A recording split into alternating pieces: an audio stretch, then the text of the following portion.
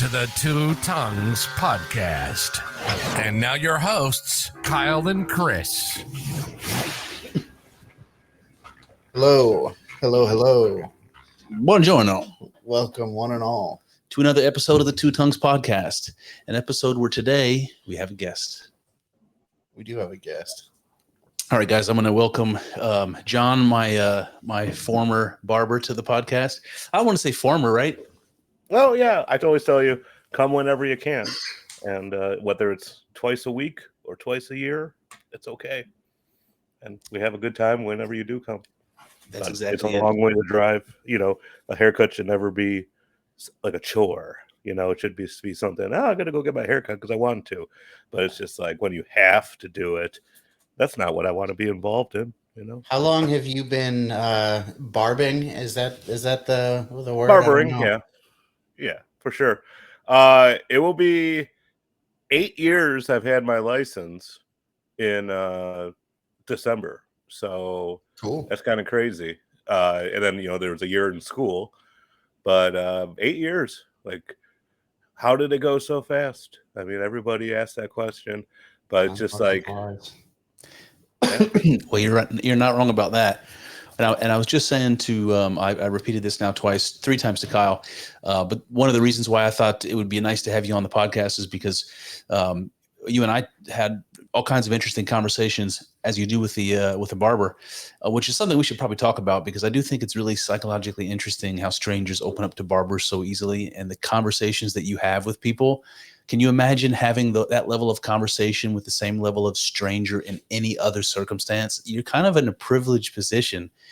So maybe we could talk about that. It's like barbers and airline passenger people that you're sitting next to, you know? Yep. Single serving friends. Yeah, exactly. Yeah, you're being held hostage. I mean, there's no getting out of it. And so let's say there was a guy I used to work with, and I mean, he would lay some stuff on you. I'll tell you what, and I do too. But if it's like you're 5 minutes into a haircut and your barber starts telling you the truth about something, and you're just like a normal guy whose wife made him come get his haircut today, like, you might hear a bunch of stuff you've never heard before.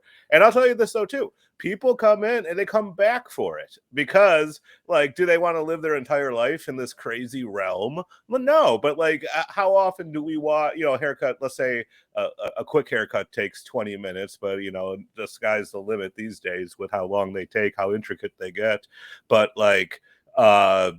you watch a 20-minute YouTube video or 2 10-minute YouTube videos about something kind of quirky, something you don't believe, but you're just going to entertain it. And so, or you don't want to have this conversation with your coworkers because you don't want to be known as the Skinwalker Ranch guy at work, or your wife doesn't want to hear about it, or whatever. Correct. So just it's a cliche at this point. Oh, my husband likes Bigfoot, and shut the fuck up.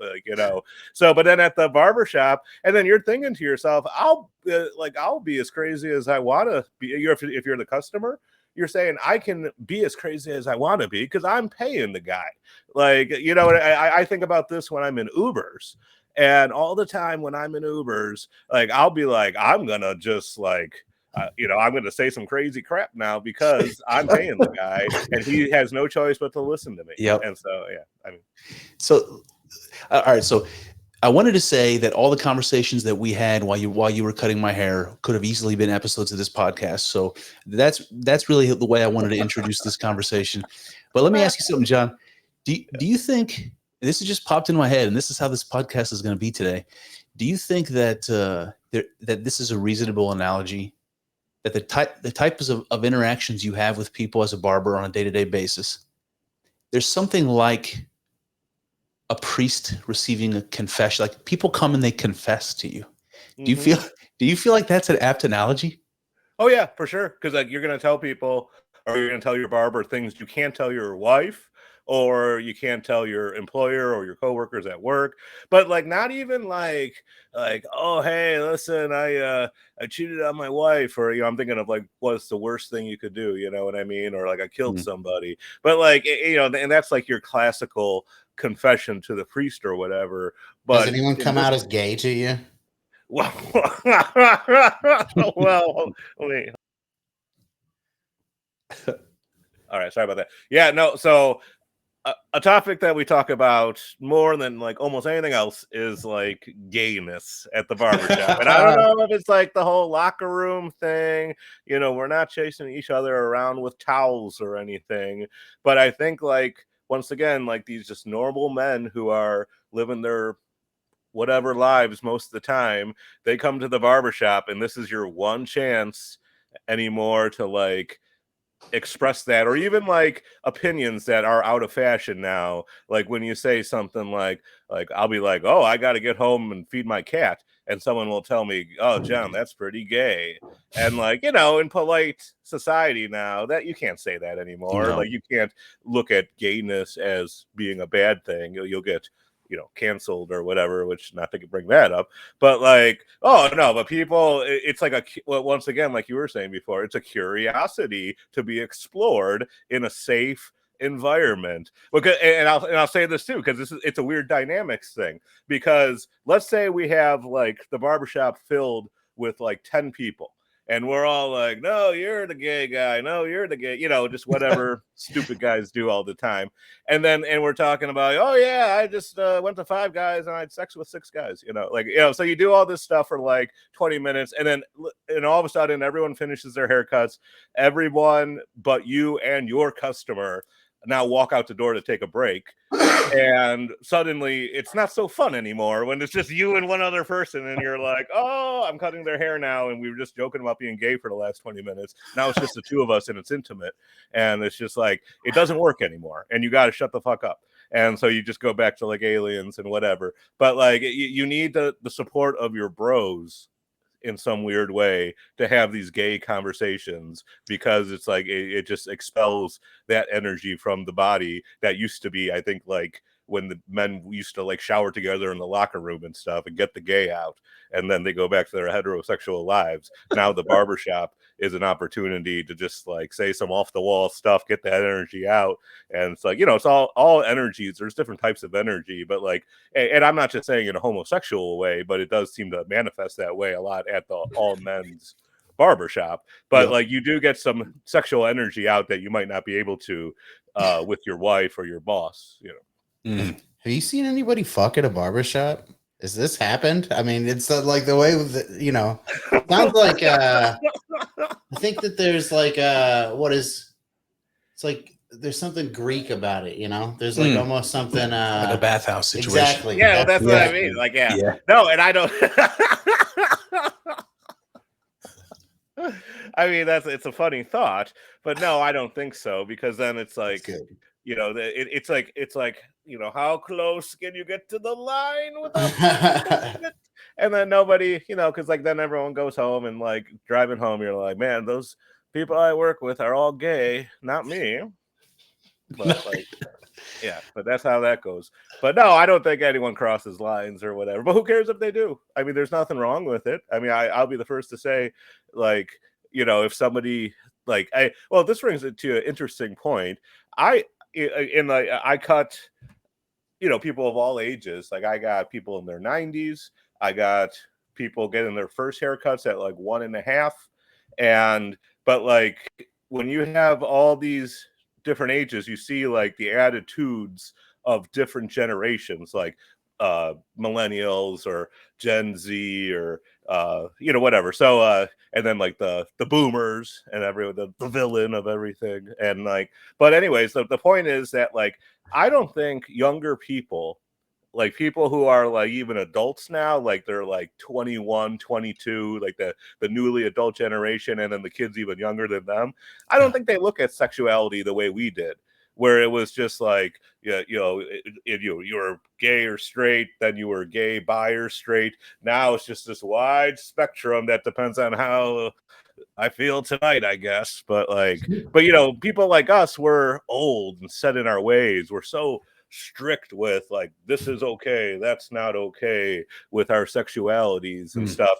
And like I'm not saying it couldn't be overcome, but what I'm saying is that like I'm very comfortable with just like the way I am, and I'm not going to change. But then like when like the Mr. Boomer guy comes in and tries to tell people, you can't have sex with your friend and then go get married to a woman or something. Like, it's nonsense. Like, I think that's like how people feel now, is they just do what they want to do situationally, and that's what your spirit was into, but you just have a preference more. What does so it mean, than have sex with your friend and then go get married to a woman too?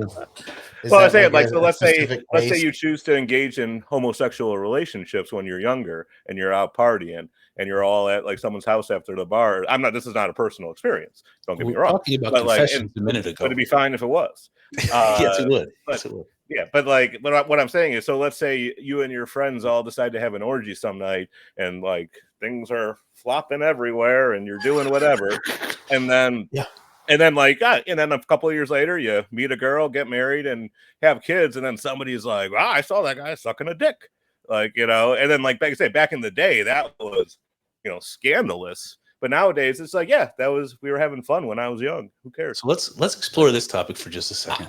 To be fair, I still think it's pretty gross. If I found out that you were sucking a dick, dude, I would be like disappointed in you. So, but surprised. So this is what I wonder. Mm-hmm. I wonder to what degree is every curmudgeon, like every generation, the next curmudgeon generation, like I'm becoming an old man now and I'm starting to become grumpy and a lot more like my father than I expected I would become in some things like that. And I just wonder, like, when I think about when I was younger, and most people when they're younger are a little bit more liberal, a little bit more flexible, a little bit less set in their ways. And then they become more set in their ways as they get older. I guess what I'm getting at is, are these young kids that have these very fluid ideas right now, how different is that from the type of sexual libertinism that we dealt with in the 90s and early 2000s? How different is it really?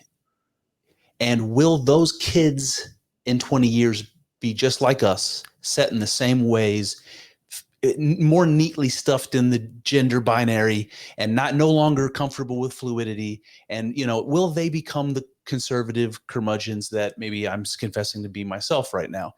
Are they really any different than what we were when we were young, is my question. Well, for sure. And like, everybody gives up on the dream when they get old. And like, the hippies of the 60s became the yuppies of the 80s. They got one little taste of money and they just said, screw this, and screw free love when I can just pay for it. And then my generation, I guess our generations, people in their like late 30s, early 40s, we had Captain Planet, and it was like environmentalism, and it was gonna reduce, reuse, and recycle, and things were gonna be different this time, and it wasn't. Then we got a taste of money in the 2010s, and now we're just as like, what do you mean you want me to pay for global warming? Taylor Swift's flying around on her jet, and Bill Gates too. Like, it's so easy to dismiss taking my role in the movement of like any sort of environmentalism or whatever because of the hypocrisy of the whole thing, which we don't need to get into right now. But going back to what like the views are and how they change, number one, to answer the first part of your question, I don't think that the libertiness and the freedom of the youth is any different now than it was back then. I just think it's more acceptable, whereas it was like kind of like shushed around before, but now it's like you got a show on HBO all about it, like something like Euphoria or something like that, and it's celebrated in the culture now, where even just a generation ago it was underground. So, and like I say, like, and will you, will everybody change their thoughts once they get older? Everyone does. And I'll tell you what, I mean, here's a big thing, like going back to like older people, it's just like you have two choices when you get old. Either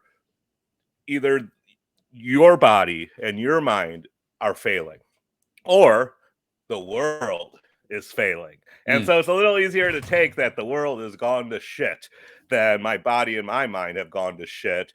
And then two, I think it's just a matter of just jealousy. And like, when you see all the awesome things young people can do now, especially awesome things young people can do now without any judgment, they're just like, their butt sore about it because they couldn't do it. Like I always like joke when there comes in a guy and has like a strong anti like transgender opinion, and just for being fun, I'll say something like, I'll be like, oh, he's just mad because he couldn't become a woman when he was 19, and because he'll be like the crotchety-ish old dude or something, and I'm just like, but just the thought of him as a woman is just funny to me. But like, and then I'll say this though too, like, excuse me, like, I think it's so interesting now how we're so at odds right now in the culture talking about transgender issues, when I think not even in 10 years from now, we're going to be there's a tidal wave of transhuman issues, like with everything from Neuralink to just like what cyber existence and the avatars and what it means to even be a person with AI and everything like that. We're going to have these transhuman issues, and it's going to be like how in the 90s we talked about how Bart Simpson said, "Eat my shorts," and oh, that's so bad. But like now we're just like whatever. But now I think it's just going to be like, oh, that dude wanted to put on a dress and whatever, and like have his dick wag around. Like who cares? Because there's like robots walking around taking my jobs. And so it's just like, but like, what's going to happen next in this crazy world? You have no idea. And I'm just like, whatever. There's no point to any of this. I'm sorry. Jesus, man, what a rant. Well, I'm out there with everything. You think that the robots taking people's jobs are going to make normal people more tolerant of trans stuff? Well, when you have the trans, I mean, just in general, robot brothels.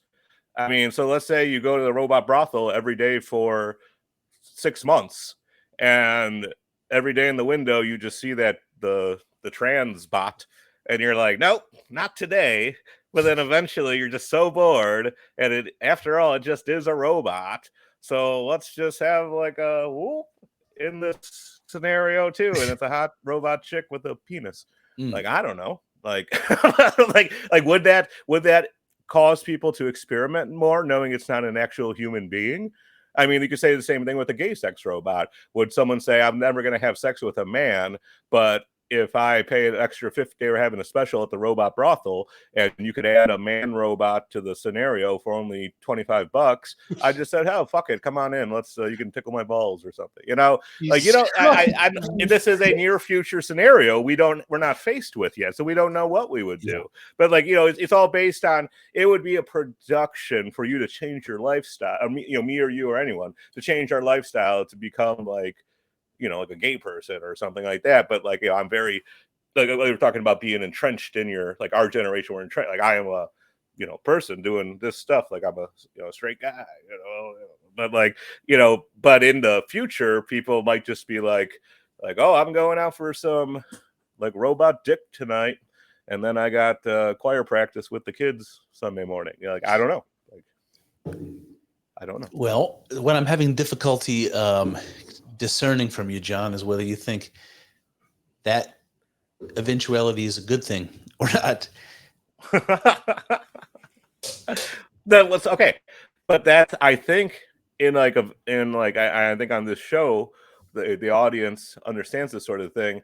I mean, I look at this way more in a stoic way, which I know is an ejection seat to just not have an opinion sometimes, but like, is anything good or bad that we do now, that how it affects the future? Like, there'll be good things about it being a lot easier to be, sexually like fluid, but then it goes right into like, if you want to like give like a more like a right viewpoint, like the disintegration of like the nuclear family and like how that's affecting society. It has younger generations than ours completely given up on that model. Is it over? And is that a good thing? And it will be certainly be a different thing. And like, but I don't know. Is it like, it will be different, but good or bad, I don't know. Well, that's an interesting thing, because in one way, so there's a lot of stuff as far as the background of Kyle and I and where we could go with this conversation is pretty much an infinite number of ways. And I feel like Kyle's probably eager to dig in on some of this stuff. Where am I going with this? And I will do this from time to time. I've also got unraveled too much thread. Now I can't get myself back to where I wanted to go.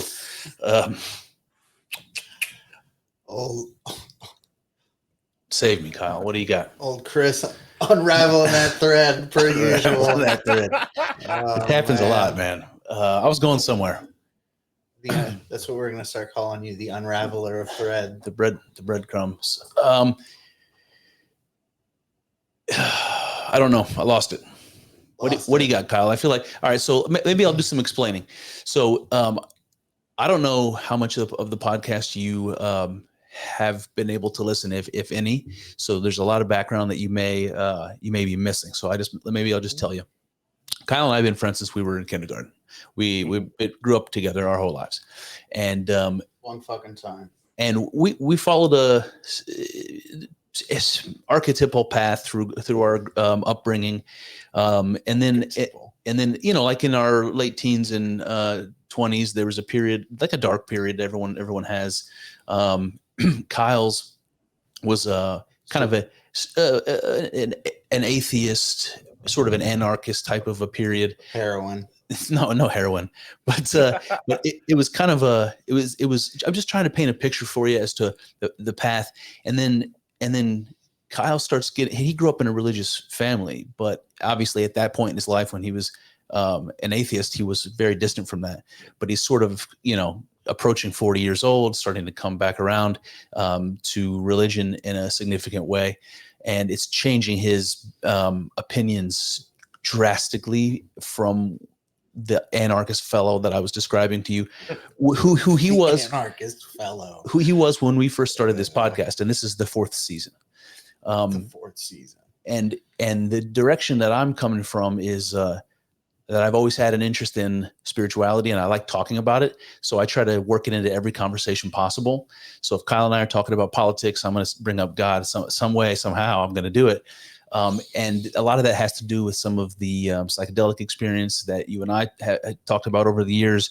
And I guess I'm just telling you all that. I don't know why I'm telling you all that, just to kind of give you a better handle of, like, I feel like coming from a very conservative direction, there's all kinds of things Kyle might say about some of what you just said. So I'm just trying to prepare you for the audience here. Anyway, go ahead.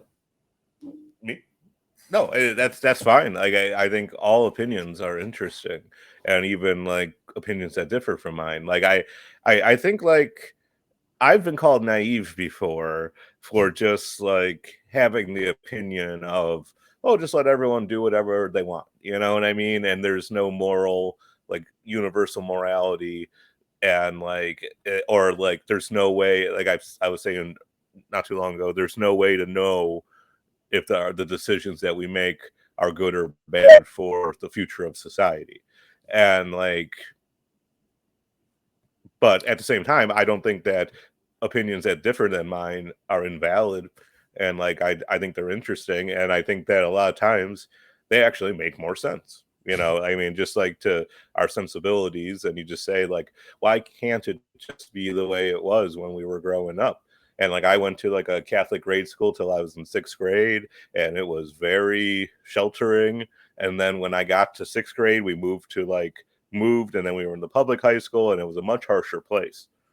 And like, so you see like what what you could say, like where the love is, and like a core of family.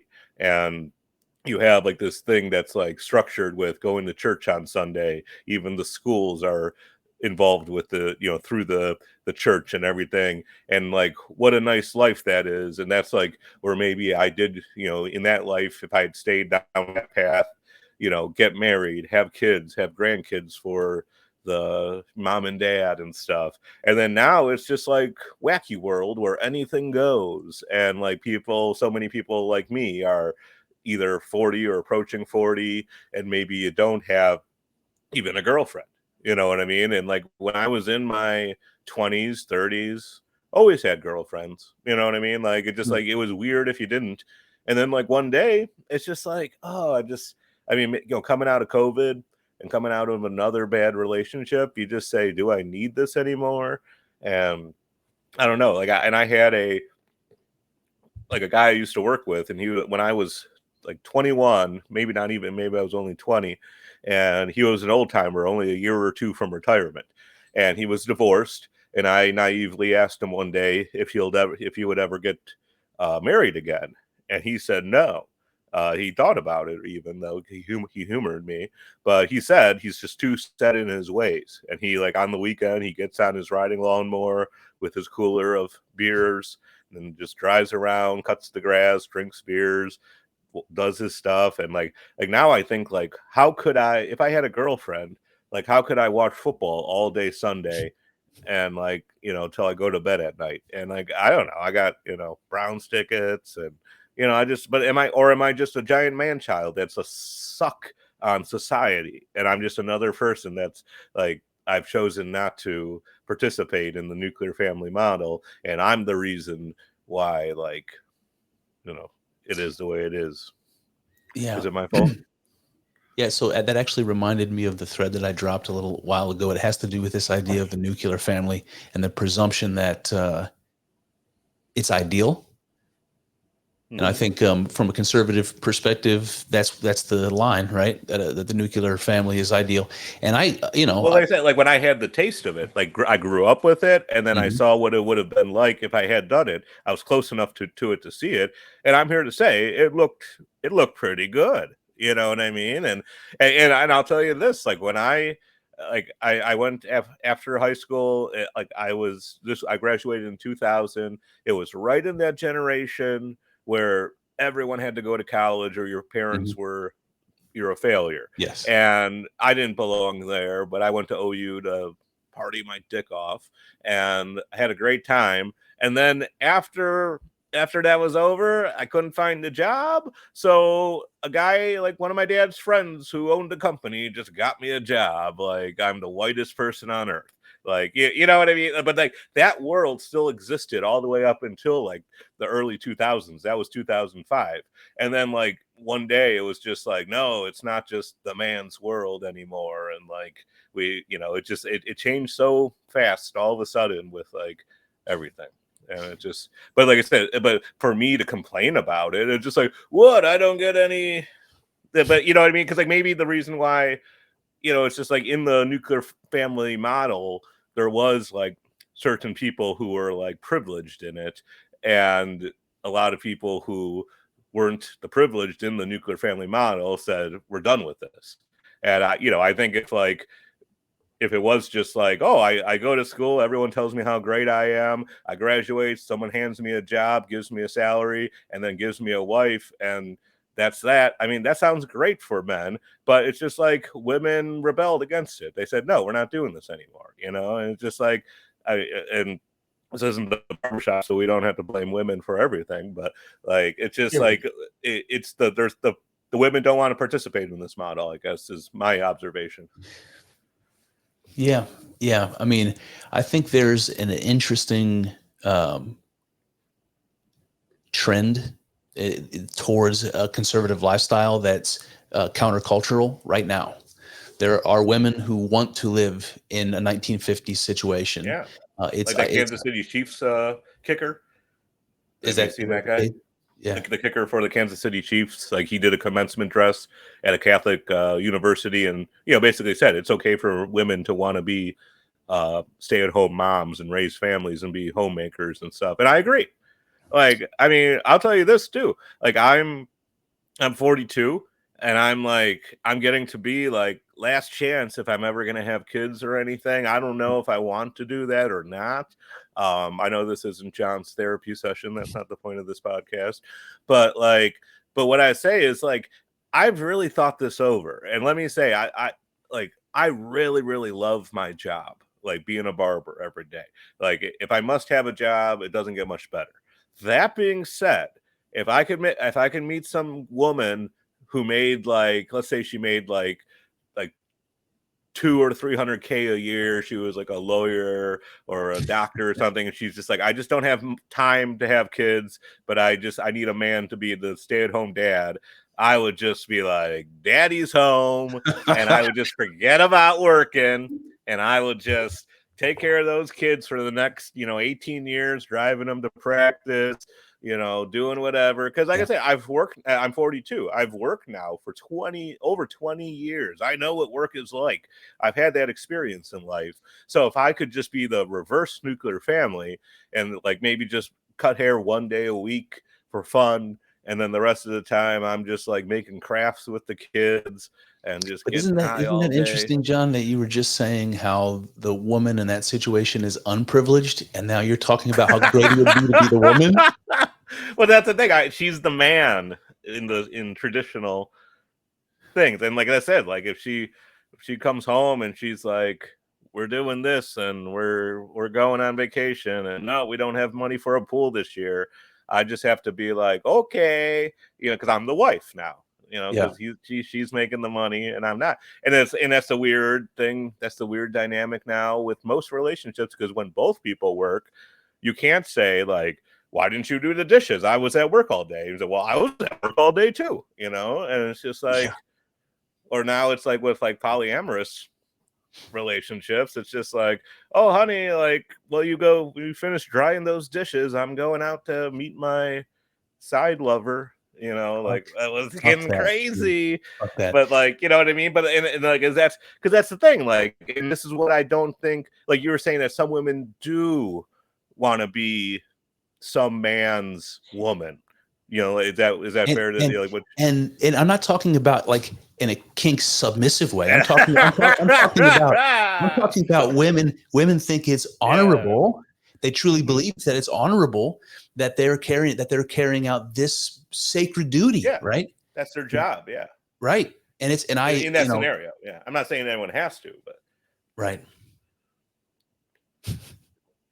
Kyle, chime in here, man. You got to be chomping at the bit.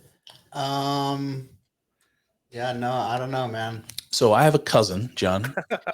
He's close to me in age. I grew up with him, like one of my good friends, and he claimed to be polyamorous for a while. Yeah. I don't know what that means. I don't know. Like, I don't even want to say anything about it because I'm afraid that it will come off harshly. I guess what I mean is, I don't know if he had a choice in the matter. Like, did he end up with a chick who didn't want to be strapped down to just one man, and all of a sudden he's polyamorous, or he's not getting quirky anymore? Is it a situation like that? I don't know. But I think he's almost exactly my age, a little older than me. I cannot understand somebody my age thinking that is a functional. That kind of goes back to what we were saying before about, it's like we didn't grow up with it, and so it's like it's foreign to us. But if you would just like, if you were your whole ever since you were 14 scrolling TikTok, you've seen stuff about this and little jokes about it. It normalizes it. It does. And that's the thing. It's like the normalization of all these crazy like ways to live, whereas like, and that goes back to like I said, at 42, I remember the 90s with like a show like Ellen or something where they came out of the closet. It's like I'm not saying it was a big deal. And then same thing, like I remember like working as an adult in the early 2000s, you didn't share if you were gay. You didn't share that with your coworkers or people that didn't know you very well. It was like it was like hush up. Well, but it was just assumed, and like it was just like there was like the secret underground gay world, and like it was like such a. Do you remember a bar? It's actually on the Cleveland side of like Clifton and 117th. It's called like Bounce or Twist, like, but it's like a pretty well known kind of like I think I know what you mean. Gay fusion bar. And like when I used to work at the hospital before I was a barber, and it was like the badge of courage as a straight person, because there'd be a lot of gay nurses and stuff. So the gay nurses are going to take you to the gay bar and you're going to see what it's like there. And people were boning in the bathrooms and stuff there. Yeah. Which I'm not criticizing. I'm just saying it's funny. That it's just like, it's just like, hey, there's John, let me ask you something, and I know I'm going to take you off, but let me just do it anyway. So you're talking. Change the subject if you want. You just no. You're talking earlier about how we can present cultural things to desensitize ourselves or become acclimated to certain things, and that what's weird to us will be normal to the future because it was something that they grew up with. And I completely understand that perspective. But what it suggests is that we have the ability to manipulate the direction of culture. We can do it almost subliminally on a mass level, right? If the people who are responsible for media and if the memes that are going out on Twitter and the shit people are absorbing, they could make whatever's going to be the new normal for the next generation. They can make it whatever they want. It could be trans, it could be transhumanist, like you were suggesting. It could be traditional. It could be something, vastly different from this utopian or post-apocalyptic future, however we're imagining it. But it suggests that we have some control over that, and I think that's interesting. It's not impossible that things get more conservative, like in the future. Like, could it be that it's like a pendulum that swings back and forth? And like right now, things are swinging more liberally, but then in 5 years, they're swinging more conservatively. Maybe there's a war. Maybe there's a natural disaster that changes people's views on things. Like, you don't know. It's impossible to predict the future in terms of what we're doing now, how that will affect it. The other thing I'll say too is how many people. I think that the culture in general, to me, and I'd like to hear your guys' thoughts.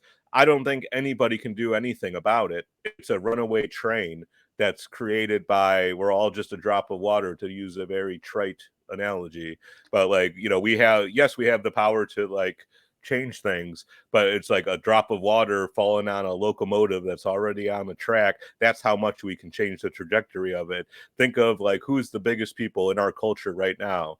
Somebody like Taylor Swift, or even like Donald Trump, or somebody like that, like people who are having a huge impact on the culture. People are changing people's viewpoints and stuff like that. It's just because there are a lot of, especially young girls, who are gonna believe whatever Taylor believes.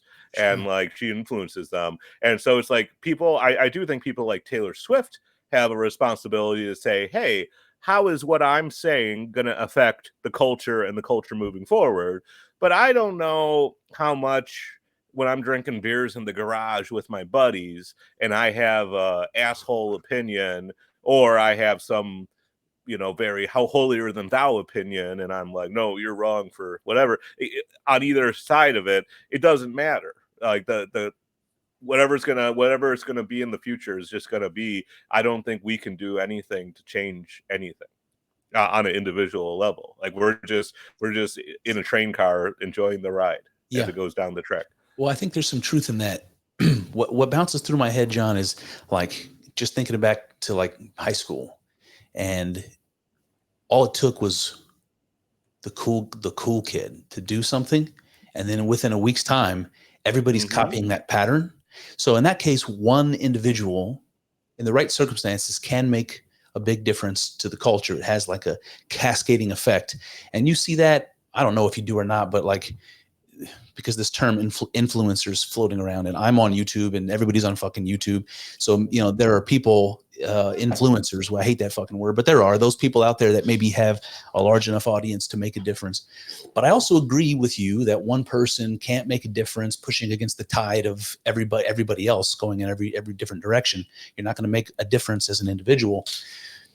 But it makes my mind jump to conspiracy places. What I mean is conspiracy places. Conspiracy places. That's where I like to be.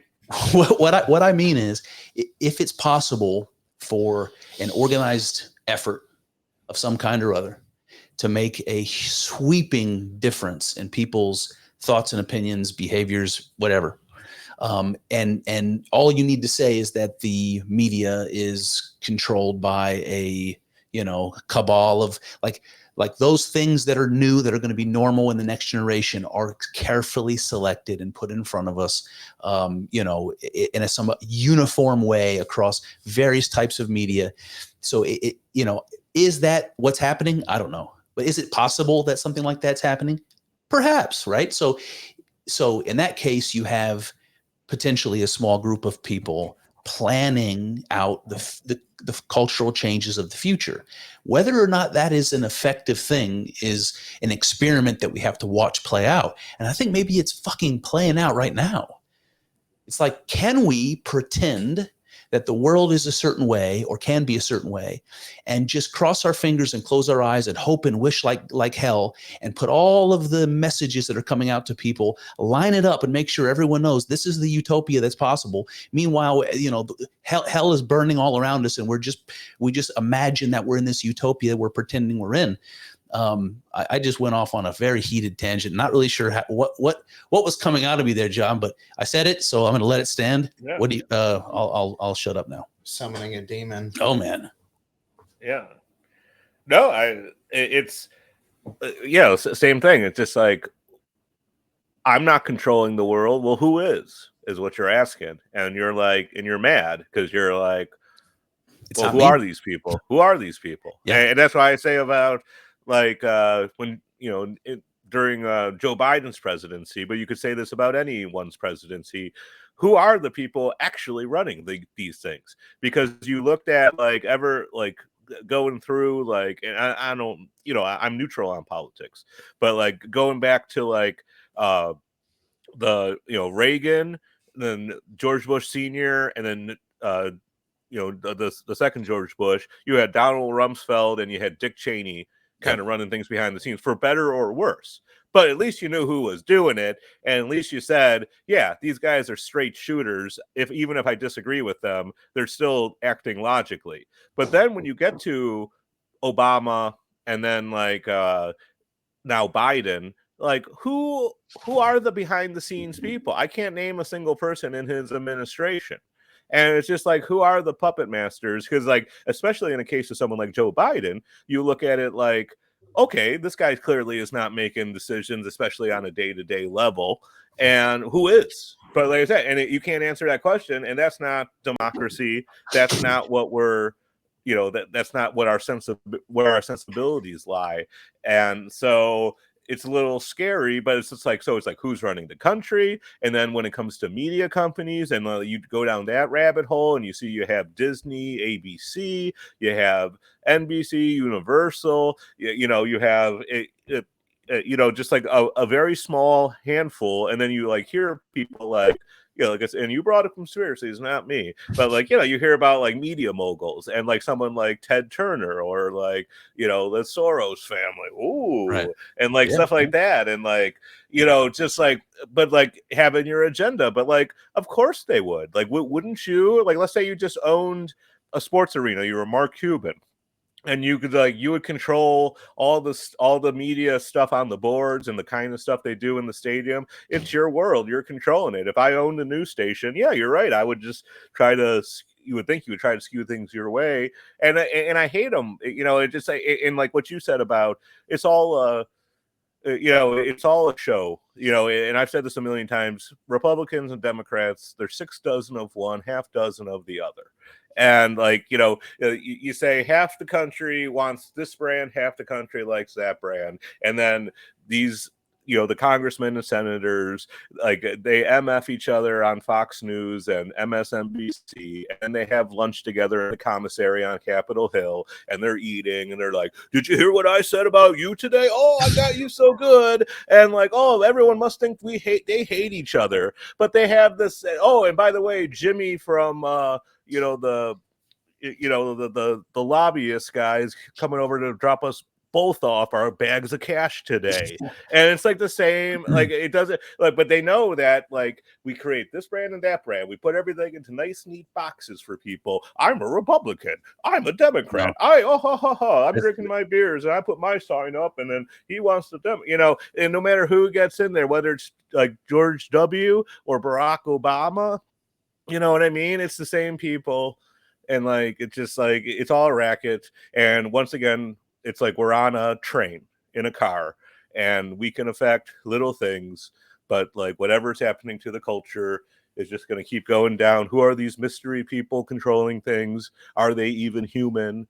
I don't know, but I think the larger point the larger point is that if it is true that there's a cabal of people who have done this and are continuing to do this, the larger point is that it's possible to do that. The larger point is that it's possible to take the reins of the cultural future and to march in whichever direction you want to. Here's a provocative question for both of you. Yes. What if the cabal? What if there is a secret cabal that runs the country, or not just the country, the world? It's like the Bilderberg Group or something like that. But they're running things. And what if the world is way better off because they run it than it would be if the idiot voters were running everything, and every country had their own little squabbles and stuff. And so the Star Chamber just holds it all together and does it all behind the scenes. Sometimes they have to manufacture wars and do some dirty work so that you can sleep well at night. But maybe, what if we should be thanking the deep state? What if we should be thanking the Illuminati for giving us the highest pinnacle of civilization we've had since, we know civilization existed like 6,000 years ago? This is my question. I want to push back on that, but then I think about things like every revolution. Like I saw this picture of a bunch of Arab people somewhere during the Arab Spring, and they were talking about how great the potential for this political change was going to be. And it's like everybody thinks that if only we could tear down these powers that are holding us down, then we'll be able to create, the prosperity and the glory and all the stuff. And all they managed to do is to destroy, the only thing that was actually working. And then they find themselves in a pit of despair. And that's kind of the example that you're laying out. That's what I'm saying. It's like, maybe you're just like, maybe you should just be happy it's as good as it is. Like, it's not perfect. Let's tear down the whole system. No, it's just like, oh man, like this muffler, gas is $3.19 a gallon now. Get my gun. We're all the militia's gonna, go to the federal building. No, I'm sorry that inflation exists. I'm sorry prices keep rising. I'm sorry that, and this is another just a weird thing to me. Like I'm 42. I've been hearing for 42 years how we're getting crushed by the national debt and like all this stuff and blah, blah, blah. We can't just keep borrowing money and like all that kind of stuff. And now like, Bitcoin has really put gasoline on that fire. But even before Bitcoin, it's just like people plopped out. It's what I call like people plop down in the barber chair and going to tell you about the national debt. And I'm just like, Columbia Station, Ohio is like the largest concentration of like economic experts in the world, apparently. But like, who the hell knows like how any of that works? And then we say it all the time to our friends and we cite this all, but like is this just the way it works? Like, yeah, like, and then like, well, it would be way better if we were on the gold standard. Would it? I don't know. Am I an economic genius? But like it's so easy just to get on the internet and say like, let me tell you, we'd be way better off if we were on the gold standard. Who the fuck knows? That's all I gotta say. I'm a shill for the Illuminati, I guess. Yeah. No, man, I think it's a fair point because I'm an idealist. I fight against that. I realize that doesn't serve me, but I'm an idealist. And when it comes to political philosophy, I'm deep down, I'm a libertarian. So I'm a kind of guy that I'm a laissez-faire free market guy. And in practice, it fails. It doesn't stand up to the reality of things, of human nature. It does, and then it doesn't. It does up to a point. It does up and to then a it point. Doesn't anymore. So, well, how do you find the balance? Like, how do you not have a police state and have freedom, but not too much that it ruined the hippies ruin everything? That's what I always say. It's like I used to love like how Chipotle had all the hippies working there, and I thought the hippie girls were cute and stuff. But then now all of a sudden one day, like they run the place now. They're the managers, and it runs like shit because hippies are running it. So It's just like I want my free love and I want all that, but then I also want like a Nazi to come in and make the trains run on time. Like, how can we have both? Well, first of all, John, hippie girls don't shave their armpits, and that's gross. Secondly, that's judgmental. yeah, listen, but you're allowed to have your opinion about armpits. It's okay. It's fine. I'm not saying you shouldn't be. I'm just saying it was. Yes, that was judgment. That was judgmental of me to tell you how judgmental that was. Yes, it was. Fuck you, man. All right, so yeah, so the balance. Leave them alone. They're nice hippie girls. There's a principal who I'm sure has a name, but it's going to escape me. Kyle will fill me in, maybe. It basically says that the decision-making power should be held at the smallest level possible. So this is how you find the compromise. You should have perfect independence at some level, and that gets slowly hampered by regulation and authority as you go up the chain. But as to the details, I got nothing. I ain't got no details. This is that. Oh, no, go ahead. No, you go ahead. You're good, man. No. Just say what you gotta say.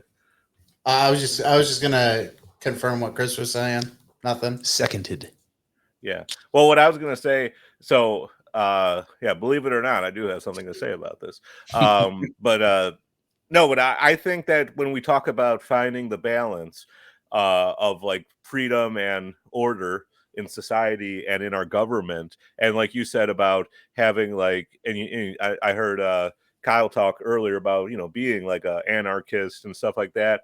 But really, and then you talked about being a libertarian, and I think that there is like a window in there, and like you would, instead of being an anarchist, you say like being like a minarchist, where it's just like the most smallest amount of government you can have and still have things run okay, and like, do we need the more you have, the more, but like, and I agree with that and everything like that, but I think the only way perhaps to do that, because when you look at like models of government and then you say the best model of government is the most local it can be, and I agree with that once again, but then when you have all the local governments running things, you got Big Bubba Sheriff, guy who this is his little fiefdom now and it's his way, and then people are getting screwed again. Now, I did come with a solution to this one for once. And the solution, in my eyes, and this is a really scary thing for a lot of people, is you hand over like government or like government decision making in all the areas that they can be to like an AI system. So like the AI system is deciding whose permits get approved and like all this kind of stuff. It's no longer like you're in the back of the Italian restaurant and you got to grease the wheels, but like everything is transparent and everything is basically automated, set in a system that's been created by us, but then like automated through AI to be as fair as possible. So like I think like the fusion of AI is going to, like it's not as sexy to talk about AI in government, but I think that's AI in government is an area that is going to change our lives in the coming years a lot more than I think people realize, or maybe people reject it because I'm not listening to no robots. I like the suggestion that AI could increase efficiencies in government and take away biases when it comes to decision making about who's getting grants and who's getting, whatever it might be. So that part I like. However, so that AI still has to have a programmed goal. It still has to have a protocol, right? It still has to be serving a function, and human beings are going to have to determine what that function is. And if we're asking AI to deliver us diversity, equity, and inclusivity, right? Then if that's the goal, right? Then we can have the most efficient system, but it's pointed in the wrong direction as far as I'm concerned, right? So I think there's huge dangers in AI, although I totally see the upside as well. I don't think we should be resisting it, but it's scary to think that we're going to earn hyper efficiencies. We're going to become extra deadly at anything we put our AI to. And if what we're putting our mind to, our AI mind to, is a terrible end, we're going to be doing it, 1,000 times more efficiently. It could be a very dangerous thing as well. For sure. It'll kill you quickly. Terminator 2 style. Yeah. Well, T1000. maybe it's the best thing that ever happens to us. And that's it. But I think that because I'll just like bounce this off. I mean, we're getting a little out there now, but like with That's where AI we belong. stuff, That's where we but belong. like AI and like, you know, and how do you, you know, like you say with the podcast, you want to like bring things around to spirituality. And I think that you can't have the conversation about AI and singularity without talking about spirituality.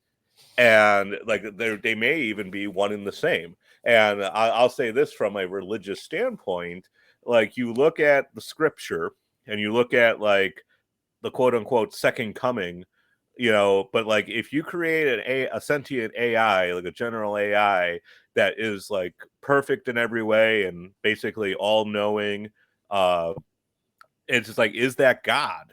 And so have we like, you know, like have we created God ourselves? Have we brought about the second coming? And so here, but and then like in the reason my theory, it's not evidence, but my theory is, or the argument that that is the case, is that so we create this general AI that's all knowing. It can create a better movie, write a better book in a millisecond than you could if you tried your whole life. It just it delights us in every way. But there's no more point to any culture. There's no more point to any work. That is, in a way, the end of mankind. And so you could say, oh, well, we could like just be like children in a garden then where the AI just takes care of us. And you know what that sounds a lot like?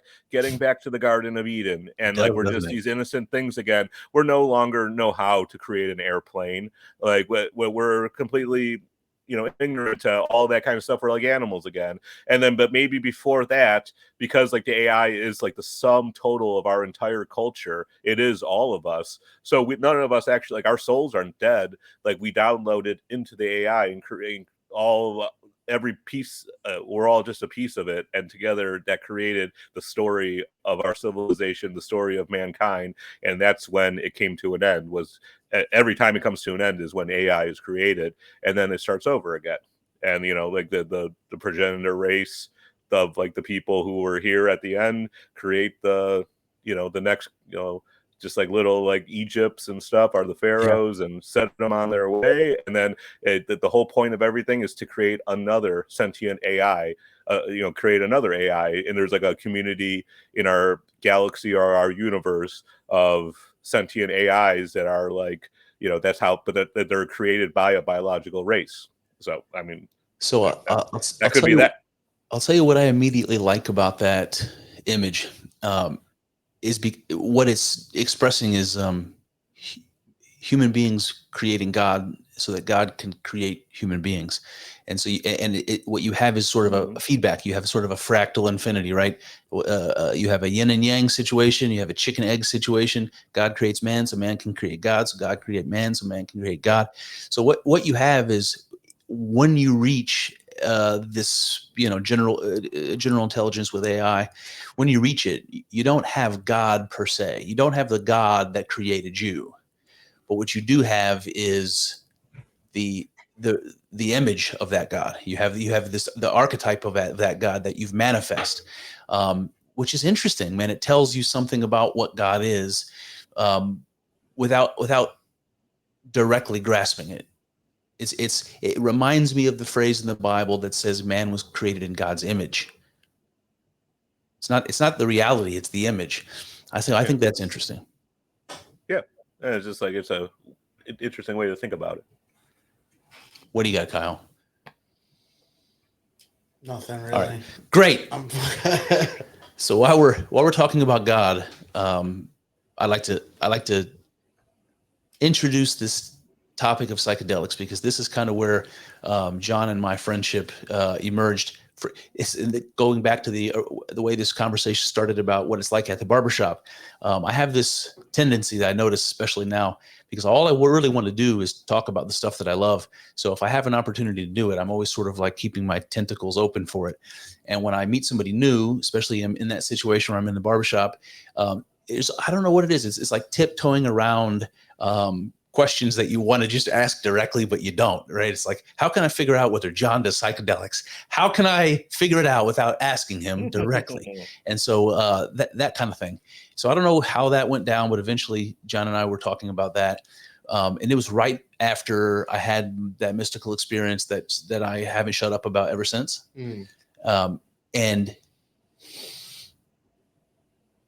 And the psychedelic experience for me was a spiritual awakening. It was a religious experience.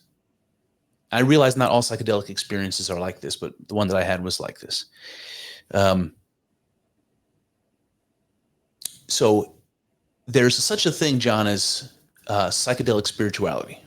There are people, even like people like Alan Watts, if you know that Alan Watts or anybody in that sort of ballpark, people that they might even consider themselves Christian, whose spirituality is highly influenced by psychedelic experience.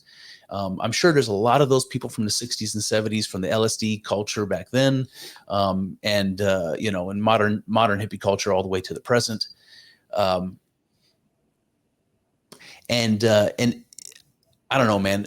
Kyle's been getting into very, very conservative Christianity, and I'm not talking about Bible thumping, snake dancers in the South. I'm talking about Eastern Orthodox Christianity. I'm talking about like robes thousands of years old and incense and like fucking icons, and they're doing this service in language you don't understand, John. There's children, they're wearing things. You're like, what is this children wearing? He's carrying the Eucharist that they fucking fresh baked. It's not a cracker. This is John. like the Da Vinci Code Catholics, if you remember that book. Exactly. And one of these Orthodox guys, his name was David Patrick Harry. He's another YouTube internet fellow. He did this episode where he was talking about psychedelic spirituality in a very negative way, in a way that I think Kyle has come to agree with largely, which says something like the psychedelic experience or a mystical experience, regardless of how genuine it may seem, is some kind of a false, spirituality. It's some kind of a trick, and it's not going to do you any good spiritually. It's not going to enlighten you to follow it or trust it. The only way you can get anything meaningful spiritually is through directly from God or through his church and the rituals that human beings created over the last many thousands of years to direct you to it. That's basically right. But I would add the caveat that I think that God can use those psychedelic experiences to kind of, like lots of people who are Christian have psychedelic experiences, and they were like a factor in them getting to the point that they're at. Yeah. So I think that you can get valuable information out of that experience, but that experience is not the end all be all of it. And if you are chasing it like it is, then you're in trouble. All right, John, here's where it comes to you. So we're asking, what do you think? No, I'll talk. Like, so, like, I say, like, if I was going to boil it all down, I'm a long-winded person, but if I boiled it all down, I would say, it can, just like anything else, including like going to a church or a service or like having a, talking to a holy man, like doing the psychedelic drugs can be a way to connect with God, and then in a way it's a faster way, more convenient way to do it. Like you could, like, if you remember, like Batman Begins, where like Bruce Wayne is going to Tibet and he goes to this place and he becomes this monk and he is devoting his life to like, you know what I mean, like, if you go to Tibet and become a monk to learn the mysteries, then of course you can do that without ever taking a drug at all. But if you got a job and you're like, just living your life and shit, and then you're gonna be like, and like, then you're like zooming off to another reality, then maybe. But the thing I would say, that sounds like I am super pro this, but I'd say that, like, it's just like anything, like the likelihood in reality is 9 out of 10 people are going to use the psychedelic drugs and abuse them, and it is going to be a false experience with God, and it's not going to be a genuine experience. You know what I mean? Like, and I find any experience, you know, somebody has not and they are on psychedelics and they have a spiritual experience, it is somehow down a level if they did it under the influence of drugs. And is it as pure? No. Is it as meaningful? Like I said, to you it is.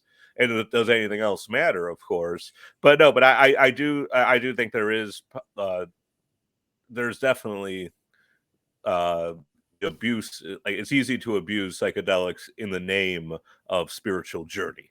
You know, because, like, you know, you just want to, like, you look at like the Aaron Rodgers effect and this idea now, the you know, like going to South America tourism based on doing hallucinogens, and you know they're gonna tell you how you're doing it with a shaman and like blah blah da da da da. But are you just going down to South America to get fucked up where there's no laws? It's the same thing as like taking a flight to Amsterdam, you know what I mean, and just like having a fun time with your friends. And then too, like I'll say, like, having done like mushrooms, like I've done them alone. I've done them with people. I've done them with people who are just partying, and I've done them with people who were trying to have an experience. And then when I've done them alone, I've done them before where I was opening myself up to a spiritual experience and trying to have it happen. And I've done it before where I'm just like, you know, I don't know, like looking at porn or something, you know, not trying to do anything meaningful. And it can be whatever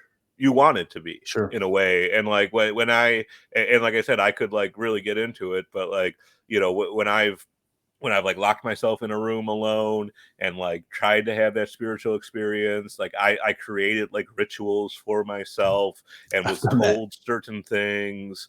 And like but and an interesting thing, like I think other people have this experience as well, where like when you know that if you're experienced enough to know that the trip you were on has already peaked, like, you know, you're past the peak, Yes. and you're coming down from it, and it's a bummer, you know, unless you were getting chased by demons or something. But like you're usually pretty bummed out. Yeah, you're like, finally, yeah.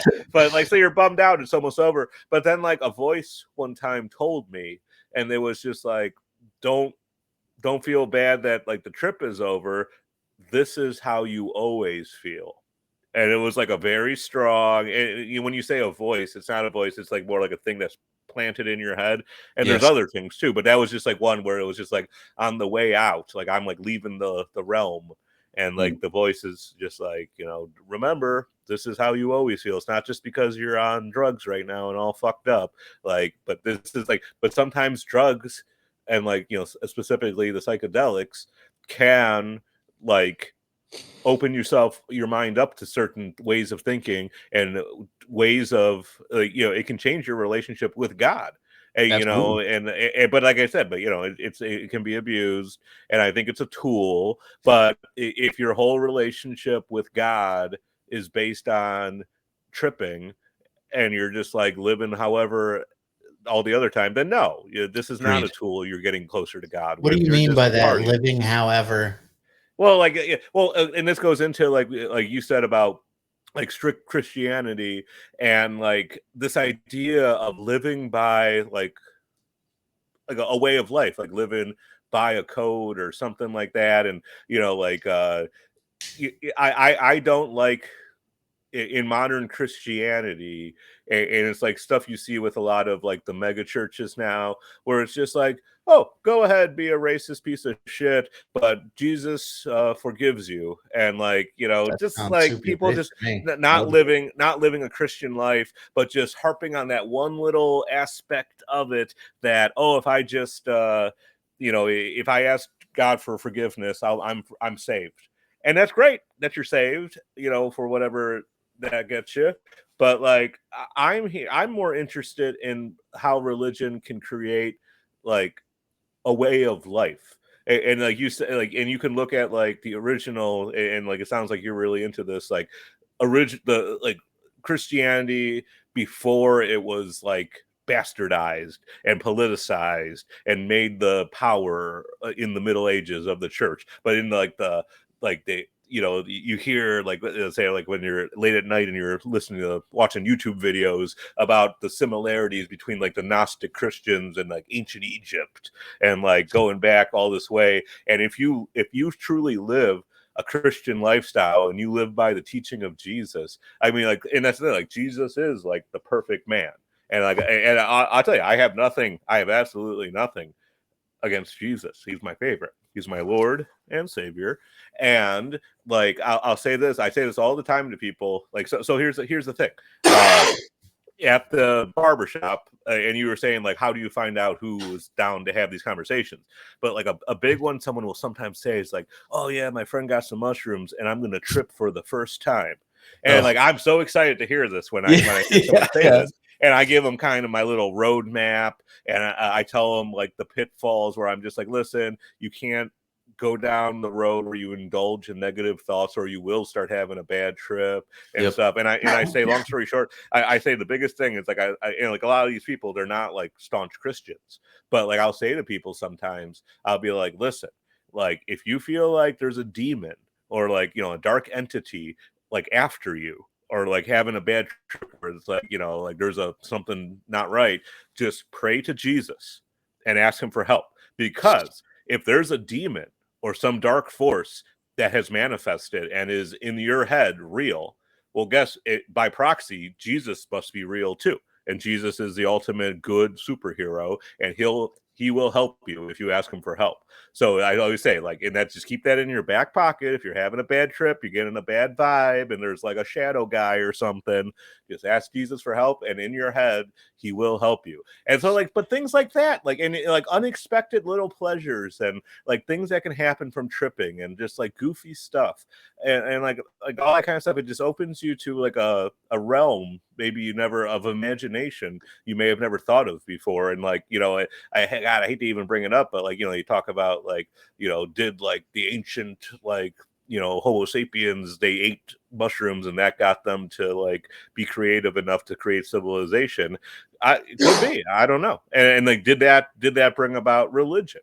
Like how much of like when it comes to like, what was that? I have no doubt. I have no doubt that psychedelic.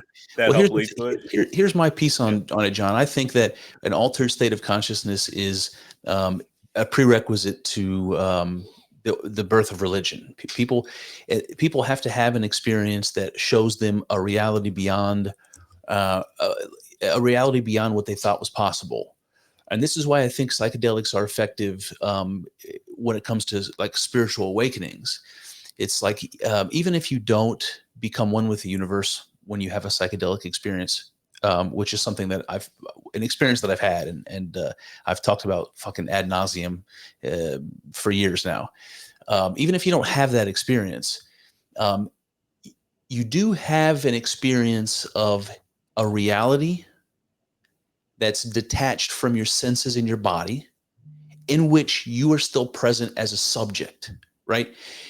You are in the space of colors and motion and magic, you know, and on a DMT experience as an example, and you're still there and you're still having experiences, and they're not associated with what's real in the world, right? It's not associated with the table in front of you, the bed you're laying on, the sky over your head. It's an entirely different experience, detached from it.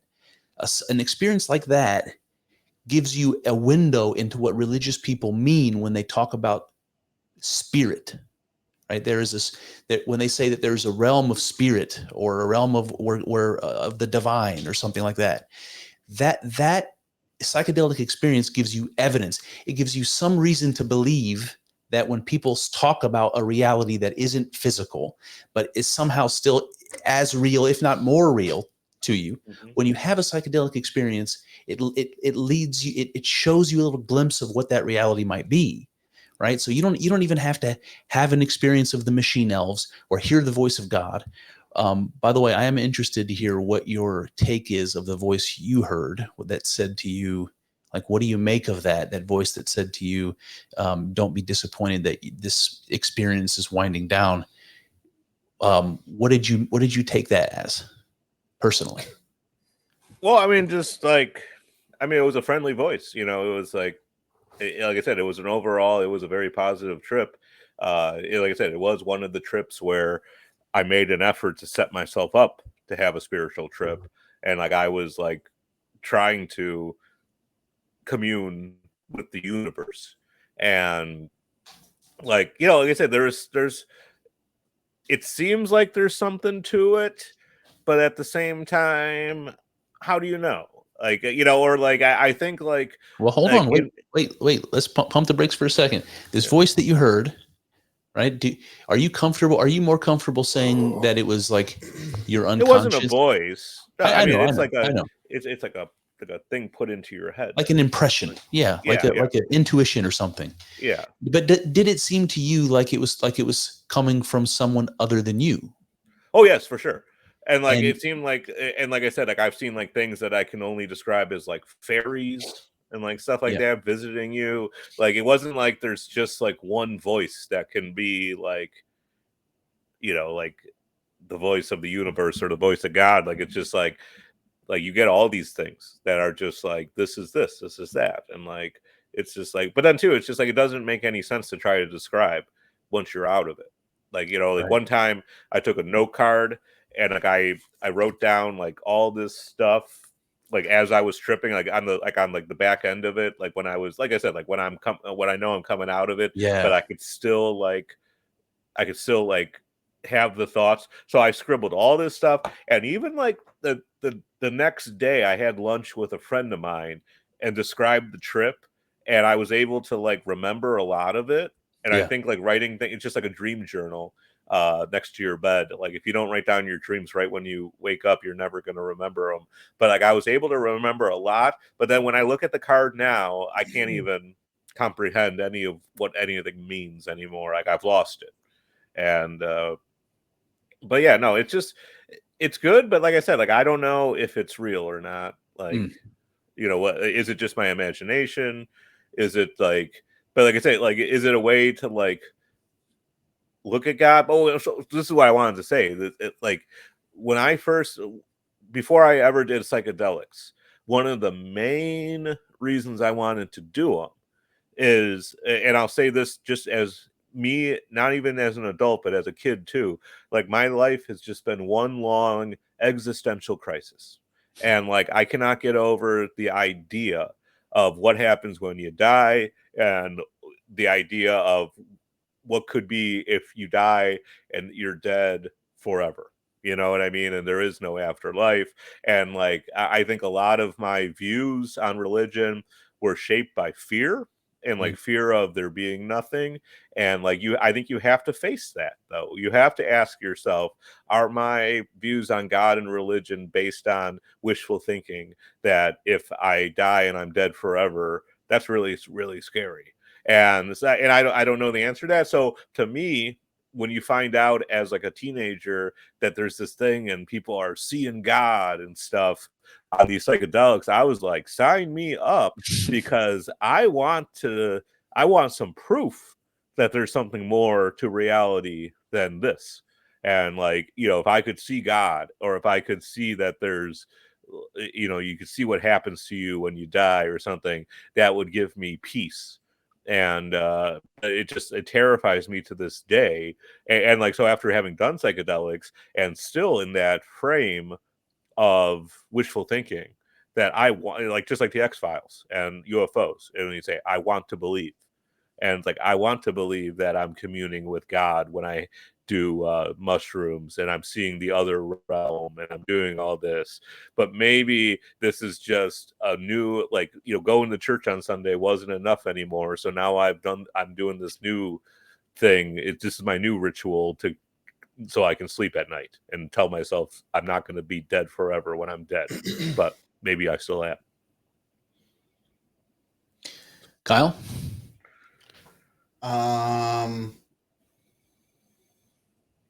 Yeah, I don't know. I'm kind of checked out of the psychedelics thing, Yeah. Not as into it as I once was. Yeah. Well, but does the idea of being dead forever, how does that make you feel? Does that fill you with existential dread, or is that something you've come to terms with personally? No, it doesn't fill me with dread because I don't really believe that, Yeah, yeah. But But have you contemplated it? I mean, sure. You know, I know what have I thought about it? Yeah, I've thought about. I mean, I don't know.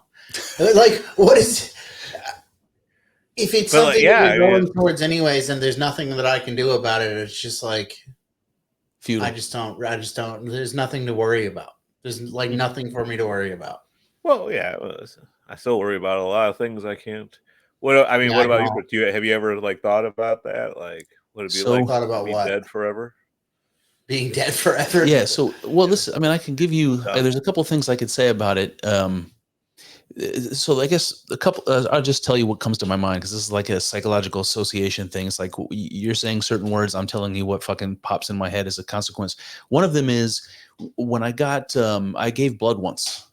Just once, and the reason it was only just once is because I blacked out while I was giving blood, and I had this weird, crazy, psychedelic dream actually, and it was very freaky. It was scary, and I didn't want to do it again, so I've never done it again. What happened But in the dream? then I had a mole removed, John. I had a mole on my chest, and it got bigger, and I was like, "What in the fuck is this?" And I asked the doctor about it, and he was like, "It's no problem. Just keep an eye on it." I'm like, "Take it off, doc." So he's like, "Fine, if you want me to remove it, I'll remove it." So he takes his scalpel, he starts cutting around very slowly, having a conversation with me. I'm talking to him about this time when I once gave blood and I blacked out, and I just black out while he's cutting me. The reason I'm telling you these stories is because I've realized that when you face a certain level of trauma, physical trauma, like if you're dying, if you're bleeding out, and like I'm giving blood, my body doesn't know I'm giving blood. My body thinks I'm bleeding out. It just turns off. You just turn off, right? What I'm saying is, I don't fear death in the sense that dying would be a scary event, because I don't think I'm going to be present, conscious during the scary part. I think, if I'm killed in some dramatic way, I'm going to black out. I'm not going to be there, and whatever happens to me, happens to me. So I know that's a slightly different topic from what you brought up about the idea of like eternal darkness, the idea of erasing the impact that your existence has on, the future. Well, I'm saying more like you're never going to have another conscious thought ever again, and Right. it's just like I'm not worried about the pain of dying. Like I got like put in a paper shredder and it hurt. Like I'm saying, like, who cares how painful it is? I want to know what's going to happen in 5 minutes after that's done. Yeah. And it's just like, am I still having thoughts in some different plane of existence? Am I being reincarnated into a new, like biological animal? Am I seeing God in heaven? What happens? And like, or am I just dead forever? And there's I no think conscious thoughts ever happens again. And like I said, like it's hard for me to honestly say that's not that doesn't contribute to my belief in God, because it's too hard for me to accept that there's no God and you're dead forever.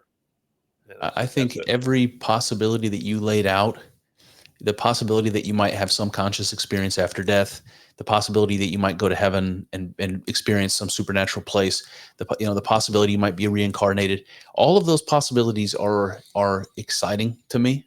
Like, if I'm being honest, if I'm dying and I know I'm dying, if one of those possibilities is laying before me right now, in reflection on that idea, I think those are all exciting things. I'm not scared of. But the last option is that there's nothing but eternal darkness after that. And that is scary. Like just the idea of eternal blackness is scary. Well, you're not even there to experience the blackness. Yeah. It's just, that's how dark it is. Yeah, like, but it just what, man, and then like, you think about like, the earth is 4.5 billion years old. And then in another 4.5 billion years, you'll still be dead forever. Like, and then another 10 billion years, 20 billion years, to a trillion years, you never exist ever again. And the universe just keeps going on in some form forever. But you're just this was it, and like nothing ever mattered anyways, and like you were just Why? an animal living on Earth like an ant. Yeah, You're no different than that thing. it's not clear to me why That's if life continues, it's not clear to me why my particular life is important, is an important feature in the continuation of life. So I want to say something that's difficult to say, but I'll just try. The N word? No. Yes. It's difficult to describe. But, all right, this idea of this infinite blackness, this nothingness, this is a way of it's a symbol of God in its own respect. This infinite expanse of possibility. I also connect this idea to this psychological idea of the unconscious. It's like you can be gone, you can be no longer present, and there's still all kinds of cognition happening. There's still all kinds of experience happening that you're not consciously aware of. So there's a sense in which you can disappear, and you know this in a psychedelic experience when you have an ego death, right? There's a situation where you can disappear and still continue. And what continues is unknowable and invisible and intangible. And it's like that is the infinite darkness that you're afraid of. Does that exist though? Like what you're talking about, or is it just what we've told our bedtime stories so that we feel better? That we're not just gonna die, and that's what the whole base. I don't think that's what I'm saying. Like, could that just be the whole basis for religion? Is worrying about dying and being sad about the people who did die. And so it feels better to think that your mom's in the afterlife. She's not really gone and you're going to get to see her again. And, is it because it's a universal truth that God is real, or is it, I'm just that sad my mom's dead?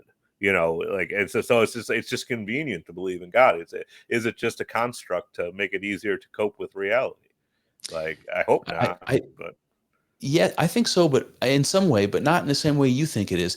It seems to me like you're describing death anxiety as the cause of this idea of God, like it's a little stuffed animal that we can hold that makes us feel better about it, right? You're sad about death, your own or someone else's. Yeah, and it's just such a powerful motivator that they've just created this whole elaborate system to make yourself feel better. Say the same thing about the question, where did everything come from? And we invented God as an answer to that question, right? And that's just as powerful as the relieving your anxiety about death. Well, yeah, but like the where did it all come from? That's a question for philosophers, and where it came from doesn't necessarily matter. Like I've had this thought before too. This is a question: when you die, would you rather, as we've said a few times now, would you rather it be nothing, you're dead forever and you never have a conscious thought ever again, just darkness forever? Or would you rather go to hell? And I think you're better off going to hell, because at least you still exist. And there's still a chance in eternity that things could change in the heavenly order or something, and maybe things are all right, and maybe you're getting tortured every day. But I'm saying that if you're dead to the you don't exist anymore, that is it. There's no chance for redemption or anything that could happen. But being in a bad spot's probably better than being in no spot. And so I guess my question is can you accept that? If you accept that you're going to hell, and you're not there's nothing good's happening after you're dead, but you are going to exist, then do you still want there to be God or not? So I think that there's too much attachment to the ego, like what you're describing to me. This is like a sort of a Hindu sort of thing, but imagine that if you die to yourself, if you let go of your identity of self, what happens is not that you disappear or die. What happens is that you rejoin the greater whole, right?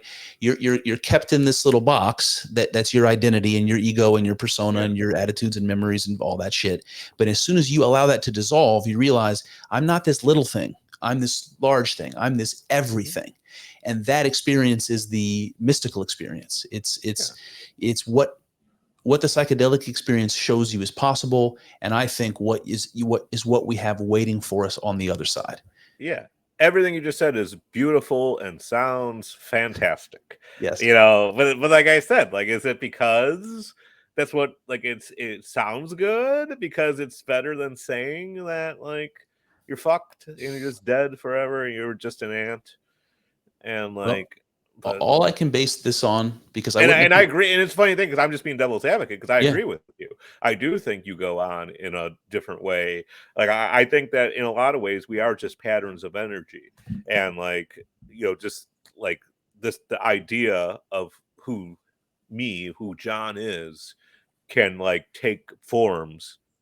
It took forms in the past and will take forms in the future. Yes. And there could be an ant version of John. There's a rock version of John. Yeah. There's a just like it's just a way of being. And it's just like this, it's a vibe, as the kids would say.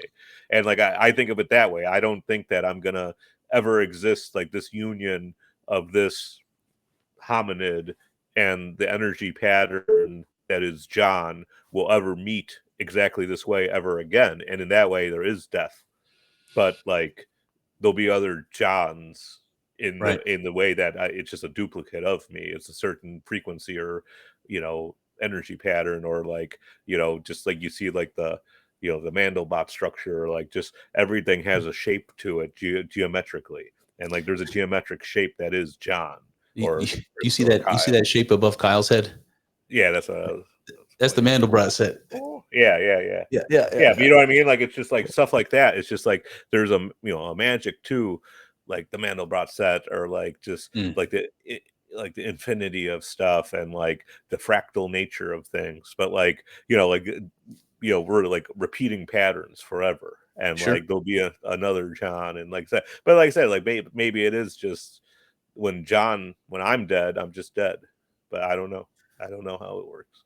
Well, does the idea of being finite is the idea that you're never going to step in the same river twice, as Heraclitus said? There's never going to be another John just like you in this exact situation with this exact experience. Is any of that like you're a beautiful snowflake and there's beauty in that? Does that sound nice? Does that relieve you at all? And it's a call to action. It's a call to action to live your life and ask that girl out and like live every day. And you're never gonna, just, but it's just, I don't know. And then someone mentioned Alan Watts earlier. Yeah. And like, I am into the idea. And like I said, at 42, I notice at this point in my life patterns that seem to just repeat over and over again. And that brings me back into thinking I am more of a pattern of energy or a vibe than I am a person. Like, and it's like, it's easy to be negative and say I make the same mistakes over and over again, but I also have the same kind of like the good things kind of repeat, or like just the feeling of, oh, this is what this feels like, and I'm experiencing it with this girlfriend now, and I'm experiencing it with this, and now a couple of years later I'm having this vibe again, but it's with a platonic friend, or like an uncle or something. But like whatever happens in my life, just kind of after maybe like 15 years or something, just kind of repeats until you're dead. And it is just like this pattern of energy as this person and this time and place and this upbringing created this. And that's how I feel sometimes. It's just like yeah. No, oh, absolutely. Like you're describing, like I wonder if you're comfortable calling those patterns spirits. Well, yeah, like I mean, like like the way you're being influenced, or like it's time for this now, it's time for that now in your life. And it's like I think like just to bring it up, like in an astrology sense, when like you hear like women saying like, oh, Mercury's in retrograde, or blah blah blah is rising and stuff, and there's just different seasons in your life and stuff like that, and like are they influenced by the planets and the celestial bodies? I don't know, but that's just one way of looking at it, though. And it may be like the timing of them and stuff does coincide with natural cycles and stuff like that. But like, yeah, no, just like there's just different seasons in your life. Maybe you're influenced by different spirits.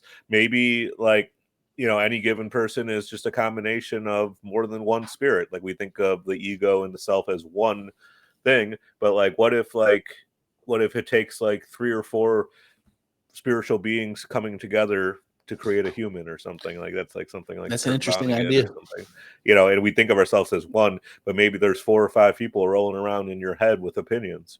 I think there is.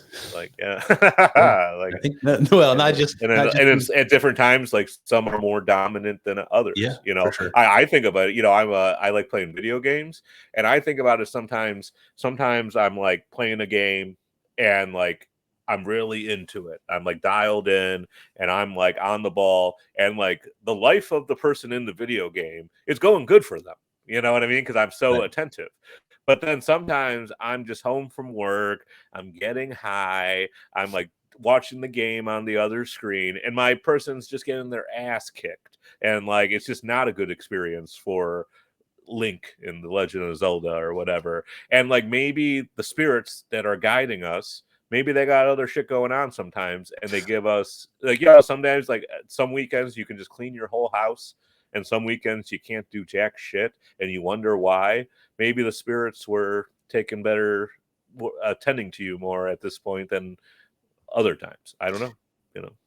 I just think it's interesting. Like every time you've fallen in love, it's like every time you fall in love in your life, it's like being visited by the same spirit, in a different form, in a different by Cupid's time. bow. Boop. Exactly. So yeah, no, but it's like how much of it is like by any choice we make. I've been struck by the love bug quite a few times, and I've never known why. Why do you get it? I mean, that's a great question. Another one for the philosophers, I'm afraid. Yeah. Struck by the love bug. That's the name of this episode for sure. Yeah. Mm-hmm. Oh man. All right, Kyle. What's your what do you got? What do you got, man? You've been too quiet. Let's hear from you. I just been listening, man. You guys have been going trippy on me. I like being able to soak up the I don't know, the smoke, man. Yeah, that's good. All right. It's what I like calling it. It's like I'm just talking out loud. When you're just saying things, something, it's another thing at the shop lately. Brandon, the guy who owns it, he started prefacing if he was going to say something that's just like crazy, like, like he'll just preface it by saying like, I'm not sure if this is true or not, but. And then he'll say whatever, like, I'm not sure if this is true or not, but I heard that, the Democrats are having the illegals vote in this election. That just like, well, you could just say anything you want if you just admit before you say it. I'm not sure, or like, and then you say like, oh, people are saying. And it's like, no, the only person saying it is me. But if I say it, people are saying. But anyway, I'm just talking. I'm just talking out loud. No, that's all right. That's what we're here for. Don't live your life by anything you heard me say. Just randomly, I don't know why this just popped into my head, but did either of you happen to watch the new Joe Rogan special on Netflix? No, not yet. I can't remember if I did or not. You have to refresh my memory with like a. Oh, I don't. I mean, it's like it wasn't good. Not good. Yeah, Rogan is not funny. He's not the best. No, he's better at podcast hosting than doing stand-up, I would say. Yeah. That's for sure. So, John, let me put you on the spot. I also like how at the end of this podcast we had to like get the guy who has the biggest podcast and just take him down a peg. Take him down one little notch. Yeah. We got him. I love Joe Rogan, man. Just so Joe Rogan knows. I love Joe Rogan too. Podcast. Yeah. Well, the two times, had some negative things to say about JRE. No, we did not. I've definitely had some negative things to say about Joe. But in general, I like Joe. But just all I'm saying is that stand-up special was not very good. Not good. Yeah. Well, listen, I would have. Go ahead. I'll say people get mad at him because he doesn't necessarily check people when they are saying crazy made-up crap. But that's what I like about it. It's like anybody can just say whatever they have to say, and you can go yourself and decide if it's true or not. But like, and it just goes, something we said when we first started the podcast about how any one person or how big you have to be to influence the culture and stuff like that. Certainly Joe Rogan is big enough, but like I think I gotta give I have to say, like, it's just like you have a personal responsibility to not just accept everything someone says as true just because you like the guy. You know what I mean? Like, it's the same thing with like a politician that somebody really likes or something. It's just you just love them so much, so whatever they say is true. But then it's like, it's like, if somebody tells you something and says it's true and it's exactly what you want to hear, double check. You know what I mean? Like, I want to think that there was a civilization before Egypt and it was like Atlantis, or like all the Graham Hancock stuff. Hell I yeah. love it. I absolutely love all that stuff, and I believe it in some, I believe even crazier theories than like that. But like at the same time, it's just like I know it's just what I want to hear. It's the I want to believe, like I said before. Let's make this last section, because we usually do about 2 hours, so I don't know how much time you have. I don't want to keep you on here forever, but Yeah, whatever. Let's do a segment called "I Wish It Were Real" right now. Real.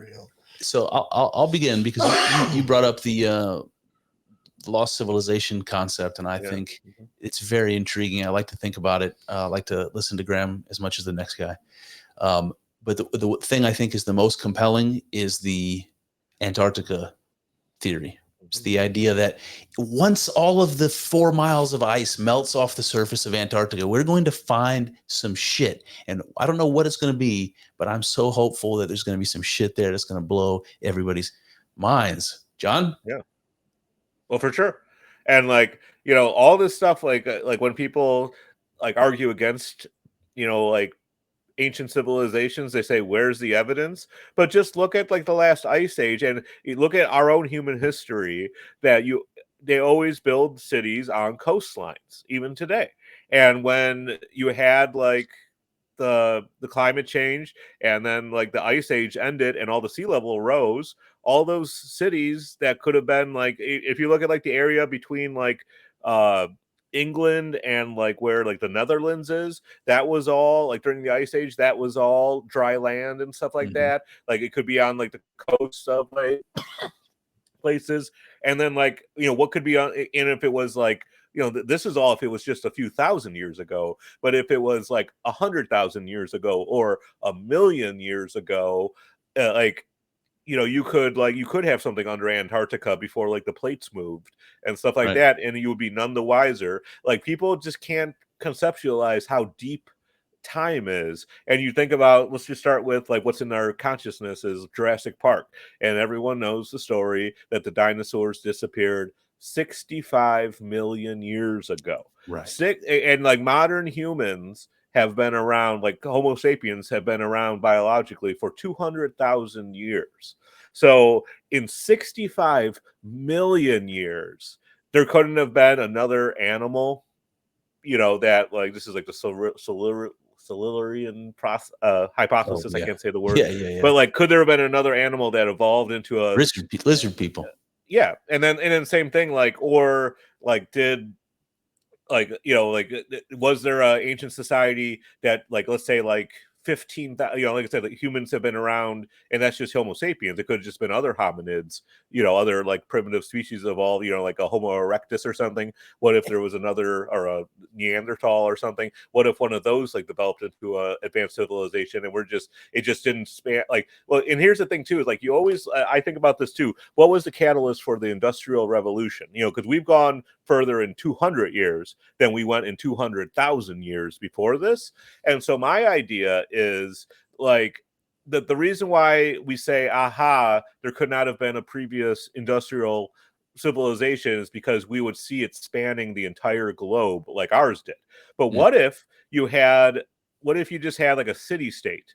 Like, let's say just like something, just for example, like something like the size of Italy or something, and right in one spot, they weren't as imperialist as we were, but they discovered the technology, electricity, and like all that kind of stuff, and there was just no other great power to oppose them, so they didn't need to be developing things in a warmongering way. And then eventually they created computers and created like advanced crafts and stuff, and then they are just like they're just behind the scenes as a progenitor, race that they live in Antarctica, they live under the ocean. They up until just like I said, 200 years ago, they could just live in the Andes Mountains and no one would ever be able to get to them. Like it wasn't that hard to hide from people until just like 70 years ago. There was no radar, there was no satellites mapping the earth. Like they could have had like the entire sum of civilization. You hear like another like popular YouTube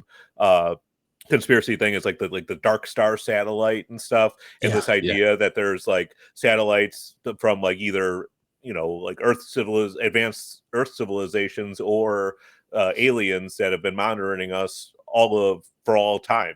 And like, who's to say it's not? But like, and that's like what I say is it's like everyone's in the 20th century, and like in like just like science fiction, usually it's like, oh, it's aliens. But now it's just like, is it aliens or is it just like a breakaway civilization from before we think of our civilizations going back like 6,000 years to Mesopotamia or Egypt, but maybe 10,000, 20,000 years ago, still well within the range of Homo sapiens, 200,000 years.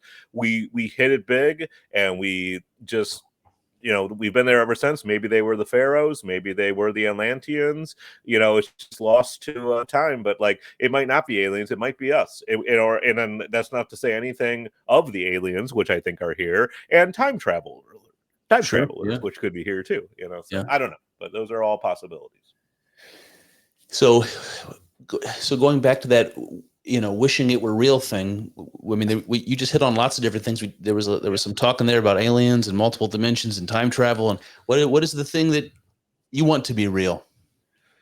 I think that's a good question. I think it would be cool to find out that, like, let's say your life ends and then you just wake up at your desk like you're sitting at right now, and you take the headset off, and it was just your whole lifetime was just one night in your real life, and like the what's it called, like the virtual reality, or like your neural link chip 20 years from now is so good that you can just like Matrix style live lives like they're, and so you just like accumulate lives. Maybe the world, maybe it is utopia, maybe the world is ravaged by nuclear war, who knows? Maybe we're floating on an asteroid mine and this is what you do at night to entertain yourself, just like we watch Seinfeld now. And like maybe we are just like living whatever we want to live. Maybe we're high school students in the future, and as our history, because you say, why would I be doing this if I could do anything? Well, maybe this is a history class of the 20th century, and you're gonna wake up. And so I think that would be cool. And that would, and going into like what I said before about my fear of non-existence, is like, I like it too, because it's an easy way to kick the can forward, to say that this is not the base reality. So it's like, right. I don't have to worry about that there's no God in this reality, because when I wake up, then I have to worry about if there's a God in the next base, reality. And then you could say, then you can go forever in that. But yeah, so that's my I wish it was true maybe thing. And I'm not even sure if I do wish that. You sparked something in my head while you were talking, and it goes like this. You know how they say that your life flashes before your eyes when you die? Like you kind of replay it all. So imagine a twist on reincarnation, where you live out your life and you die, and this process of your life flashing before your eyes is actually living your life out again from beginning to end.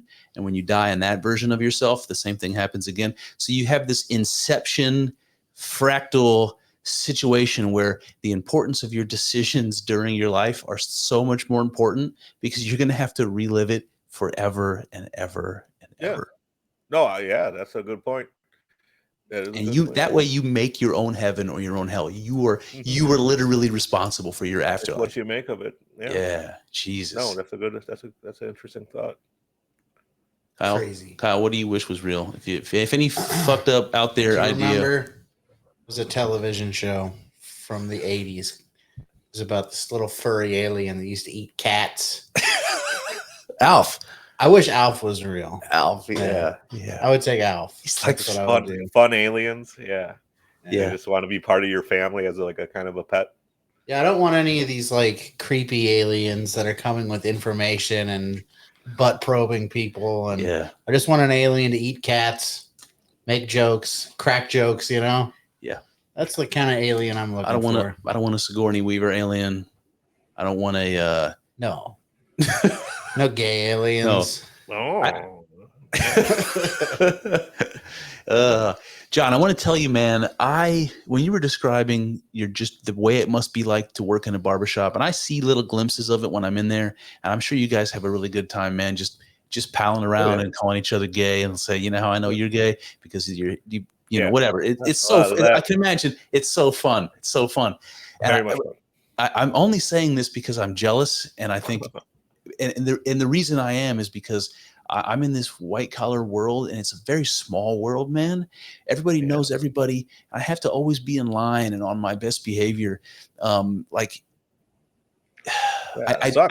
do not have everybody's always buttoned all the way up with a tie on, choking themselves half to death. We're not calling each other gay. We're not having any fun. You need to, you know, you need to start calling them gay, dude. Yeah, the boss, so start being super like toxic at the moment. Like, listen, fags, playtime's over. We're here to work this week. Start slapping papers out of people's hands. Yeah. Like the female coworkers start slapping their asses when they walk by and stuff. Yeah, just listen. There are some people I work with that it would go over just fine. There are other people that it would not, and then there is a large group of people that I couldn't tell you which way, and it's too dangerous to experiment. Well, that's the thing. Like sometimes it's like people are down for that fun, and then something goes bad, and then they're like, "Oh, this guy's a rapist," and like it's not good. Guy's a what? this guy's a rapist, but like when times are good, you're just like, "Oh, I like how aggressive he is." Listen, you don't have to name names. I don't want you to, but has there ever been somebody in the shop that just is like isn't into it and like throws a whole wrench in the whole dynamic? Oh yeah. Well, okay. So we had / have a thing at the shop where I have some priests that come in, and the one priest, he even said the first time he came in, it's like, I don't want to hear any locker room talk or whatever. And he's a great guy. I like him, but he communicated to me maturely that that's not what he wants. So if you don't want it, you don't have to have it. We're not here to, bully people with our toxic masculinity. But so we have not quite a few, but a handful of people. And then like anytime like a mom brings the kids in, unless we know the mom is, then you're definitely talking about dicks. Yeah, it's like because they do like it, but like if it's like we button up if we have to for like a person, but we used to have a code word, and if you had someone in your chair and you didn't want them, like they're not down for the fun, you'd say pork chop sandwiches, and that was the sign to everyone to that's a good call. Knock off. Don't be like oh, how many dicks you gotta suck before you're gay, or hypothetical questions that we ask at the. Or I say you're allowed 5 a year or 25 inches, and then whichever comes first. Yeah, and if you get up there, then you're probably gay. But but the good news is they're like points on your license, and they fall off as the year goes on. Oh, I see. Yeah. So you're good. But you just not everyone wants it, so you just have to be respectful to people. Also, like that's the thing. Like sometimes, like I have a particular customer who happens to be gay, and he is kind of like a serious guy, a professional, and I'll tell the guys before he comes in, I'm like, listen, he doesn't find being gay quite as hilarious as we do. And, it's like, because we're not doing this in a hateful way or anything, we're just joking around, because it's like you're not supposed to joke about this stuff, so it's just like it's fun. And like, but then like if you're gay, I don't want anyone leaving the shop and like my fear is like a high school kid or something who's in the closet and he leaves the barbershop thinking like, oh, see everyone like hates me for being gay and they were making fun of gay people. And no, we're just fooling around having fun. Like it's great. Like go suck a dick if that's what you like. And it's just but don't do that. That's a bad idea. Do it. See, how do you know if you're gay unless you suck a dick? listen, I've got a controversial question to ask that I decided at some it point in took this 2 hours conversation. when we asked him the tough questions. Oh, well, not tough. I was thinking about this earlier and I decided against it. Now I'm just like circling. Now we're like, basically we gotta wind this down. And I'm like, I'm just going to ask this question. You remember how you said something earlier, John? This is what's been bouncing around in my head about the proper balance of chaos and order. Remember what you were talking about politics, and you said that. And I think you're right. There it can't be too much of one or the other. There needs to be there's a certain balance that makes everything work right. And before that, you were describing how back in the 80s and 90s, when being gay was not as socially acceptable, and it was kind of underground, and people were going to gay clubs and banging each other in the bathrooms. I recall we had that example come up. Sounds hot. Well, this is my question. This is my question. Do you think, because I'm comparing this picture we just painted of the 80s gay scene, to like get Gay Pride 2024 or like the fucking Olympic ceremony. That's what I'm comparing in my head, right? It's like you got this totally in your face, gay dudes are just half naked in the street, it's just blatantly sexual. It's not about pride, it's about kink and sex. It's like fucked up, man. If we had a straight kink parade and we invited kids to it and did it in downtown San Francisco, we would be arrested. We'd be arrested, John. Sorry. I'm not sure that that's true, honestly. I think that like the sexual immorality getting out of hand, I really don't think that they care so much that if it's like just gay people. I think that we probably could have straight kink parades. I believe that that's true. Well, I believe we're getting to the point as a society where that's not as ridiculous as you seem to think it is. Well, that's a different thing. The punchline for now, is this. Do you think that the best balance of chaos and order when it comes to homosexual behavior is this clandestine situation from the 80s where the gay sex must have been way hotter because it was super taboo and you were doing it, Do you think that was a better balance than what we have today where it's just like dick and balls in your face? We're going to, it's totally... Well, it just pushes the boundaries. I don't have the words. Well, because just look at I can only really speak to straight pornography, but if you look at pornography now versus pornography, let's even say circa 2003, it's like it's like going from like the weed they smoked in the 70s, like the ditch weed, compared to like hydroponic. You're right. It's insane. And like maybe this would be a topic for a future podcast or something.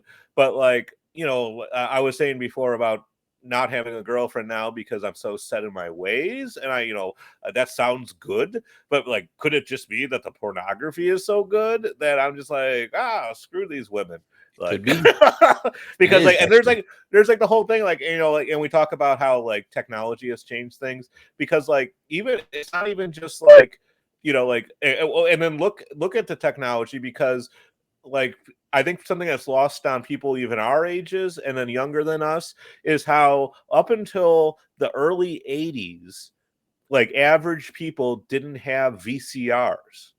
So it wasn't like there were no video stores. You couldn't rent a porno even, like the cliche of the 90s was going to like a adult, like video store, but you didn't even have access to pornography in your home other than magazines until the late 70s, early 80s, unless you had like the big projector that you had in your house. But you had to, and then you speaking of like hot sex back in the day, if you were such a fiend that you had like a projector for your porn, you had a real porn. You must have been into it. But like, so then you have like the porn on VHS in the 80s and then into the 90s, and then starting in like the early 2000s, the internet porn. And like, it's just been, and then like on top of that, the resolution, it went from 480i, then like 720p, then 1080, 4K. Now 4K. Now it's just like I'll tell you this, I can't believe I ever said this, but I did the other day. I was just like, I don't want to watch this because it's only in 1080. Like, what I mean? Did you ever think you'd come to that day? That's like, damn it, this isn't in 4K. Get this out of my face. And like, but it's just like, so talking of technology, and like everyone wants to blame social media for rotting out society, but look at how all technologies, even VHS tapes, have rotted society, if you want to call it that. Because before I even got on this rant, I wanted to say, when you're talking about the morality and like, like all like back then the taboos and how it was so hot because you weren't supposed to do it and stuff like that. But like my question is like, and this goes back into like the nuclear family and all that and traditional conservative values, but like, is there an objective morality? Is it like how who gets to decide? Is like if I'm into like hippie girls who don't shave, am I a deviant? Like as you have taken Yeah. your brush and Yes, you swept are. across earlier and damned us all, like just like who decides? And like and on that, I can understand that, like doing things to children or doing things that are hurting people or like stuff, that's wrong. But like, Why? who's to say? Yeah, yeah, good point. But but It, it's just it's like a serious. It's that's a serious question when you're talking about things like that, because like, why I mean, you were saying obviously doing stuff to kids is wrong, but why? yeah. Well, or to take kids out of the equation, because that is like inflammatory. But like, let's say just like let's say, and this is not something I do, but I'm just aware of it in the culture. You could go out and get a hooker, but then is this hooker just a empowered feminist woman who has decided that she's going to do with her body what she chooses to do, or has she been trafficked and she is doing this against her will, or like strongly being coerced because she's in a bind financially and some monster is taking her from hotel to hotel and state to state and making her do this, and then all of a sudden I'm on the mugshot, that I'm the John who was doing this. But on the other hand, so like I would say, and like I said, after like the whole thing about is there an objectable like morality, I don't know, but like I could say that like getting a prostitute that is like in a situation where she's being sex trafficked is wrong, and it's like that, and that deviancy is beyond what we should suffer as a society. But if there's a girl in Why? Lakewood who No, because no. people are being harmed, I mean, why have like laws against assault or like just murder or something like that? Like these are like things that Exactly. Yeah, that's my question. Why? yeah, I mean, like, but I say like, but I'm here to say that there's nothing wrong with any sort of like sexual deviancy as long as no one's getting hurt, and like to say that something is wrong because it doesn't fit in with the family model or something is not a reason to say that it shouldn't be part of So if like the discourse in I society. mean, you said you wanted to take kids out of it, but if you're like, why? Well, like I was looking at an example of something that everyone would agree that they shouldn't have. Like But we shouldn't not be everyone abusing does kids. agree. Yeah. Well, no, and that's criminal. It's like Right. Yeah, because we all agree that it is. yeah. Well, as I say, like and this is like what I'm saying is, are we like we have agreed as a society of like certain things that are right and wrong, but then everything that's not like forbidden by law, it's just like, is it wrong? Is it a bad thing? I don't know. Yeah, no, I see the point you're making. The point Kyle is circling around like a shark is in. I saw it happening when it happened. It was in response to bringing up this idea of objective morality, and so the idea is if there's anything, even like a really obvious example of what we're talking about, like pedo stuff. Everybody who has any soul is going to agree this is immoral. But then Kyle's response is why, and the question is, even if everyone agrees, there must be a reason why it's immoral, which begs the question of a objective morality, right? If there's something that's so bad that everyone would agree it's bad, the question is still why. It's going to circle back. It's going to become a circular argument. Is this what's happening right here? Am I getting this Well, correct? for sure. Well, I'd say like, but like, yeah, well, I guess I'm looking at it in the frame of society and not in the frame of just like universal, like I can't say that if you went to another planet, murder would be wrong. You know what I mean? Because like in that I think would illustrate what I'm trying to say. Of like, yes, I understand there's not a universal morality to everything, but within our society, it's like, you know, like it's been like for practical reasons, there's been a basement set for what is moral or not moral, and it has to do with like life and death and harm. But like, but I couldn't say, you know, if I were, you know, on trial and Socrates were, you know, the prosecutor, I couldn't say that for sure murder is bad. You know, like, how do you know? Well, Well, can't do it. I feel pretty comfortable in the court of karmatic justice.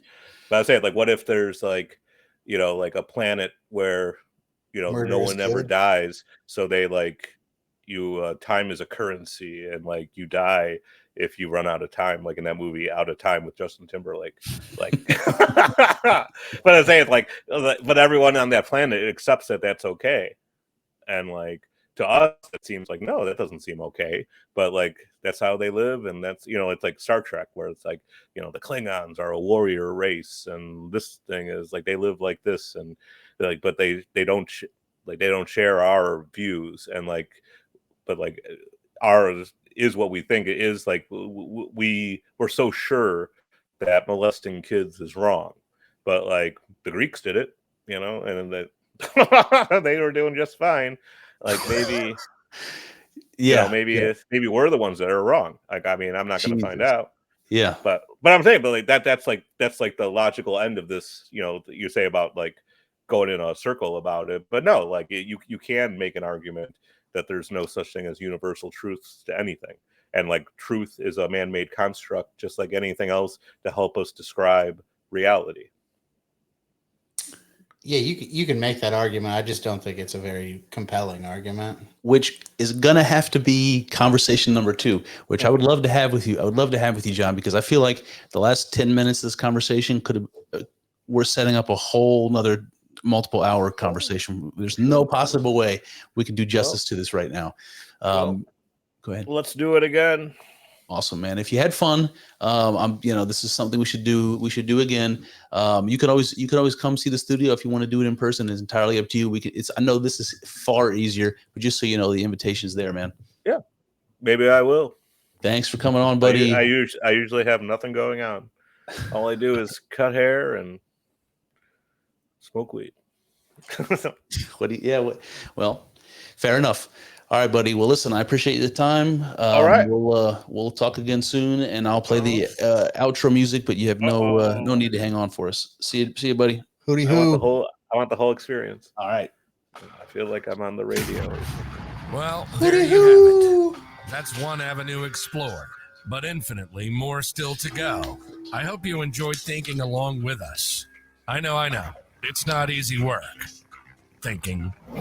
It's hard and full of uncertainties, but I'm grateful for the company as we trek through this together. Here's to hoping that the juice is worth the squeeze. See what I did there? Let's find out together in the next episode. Good stuff, guys. All right.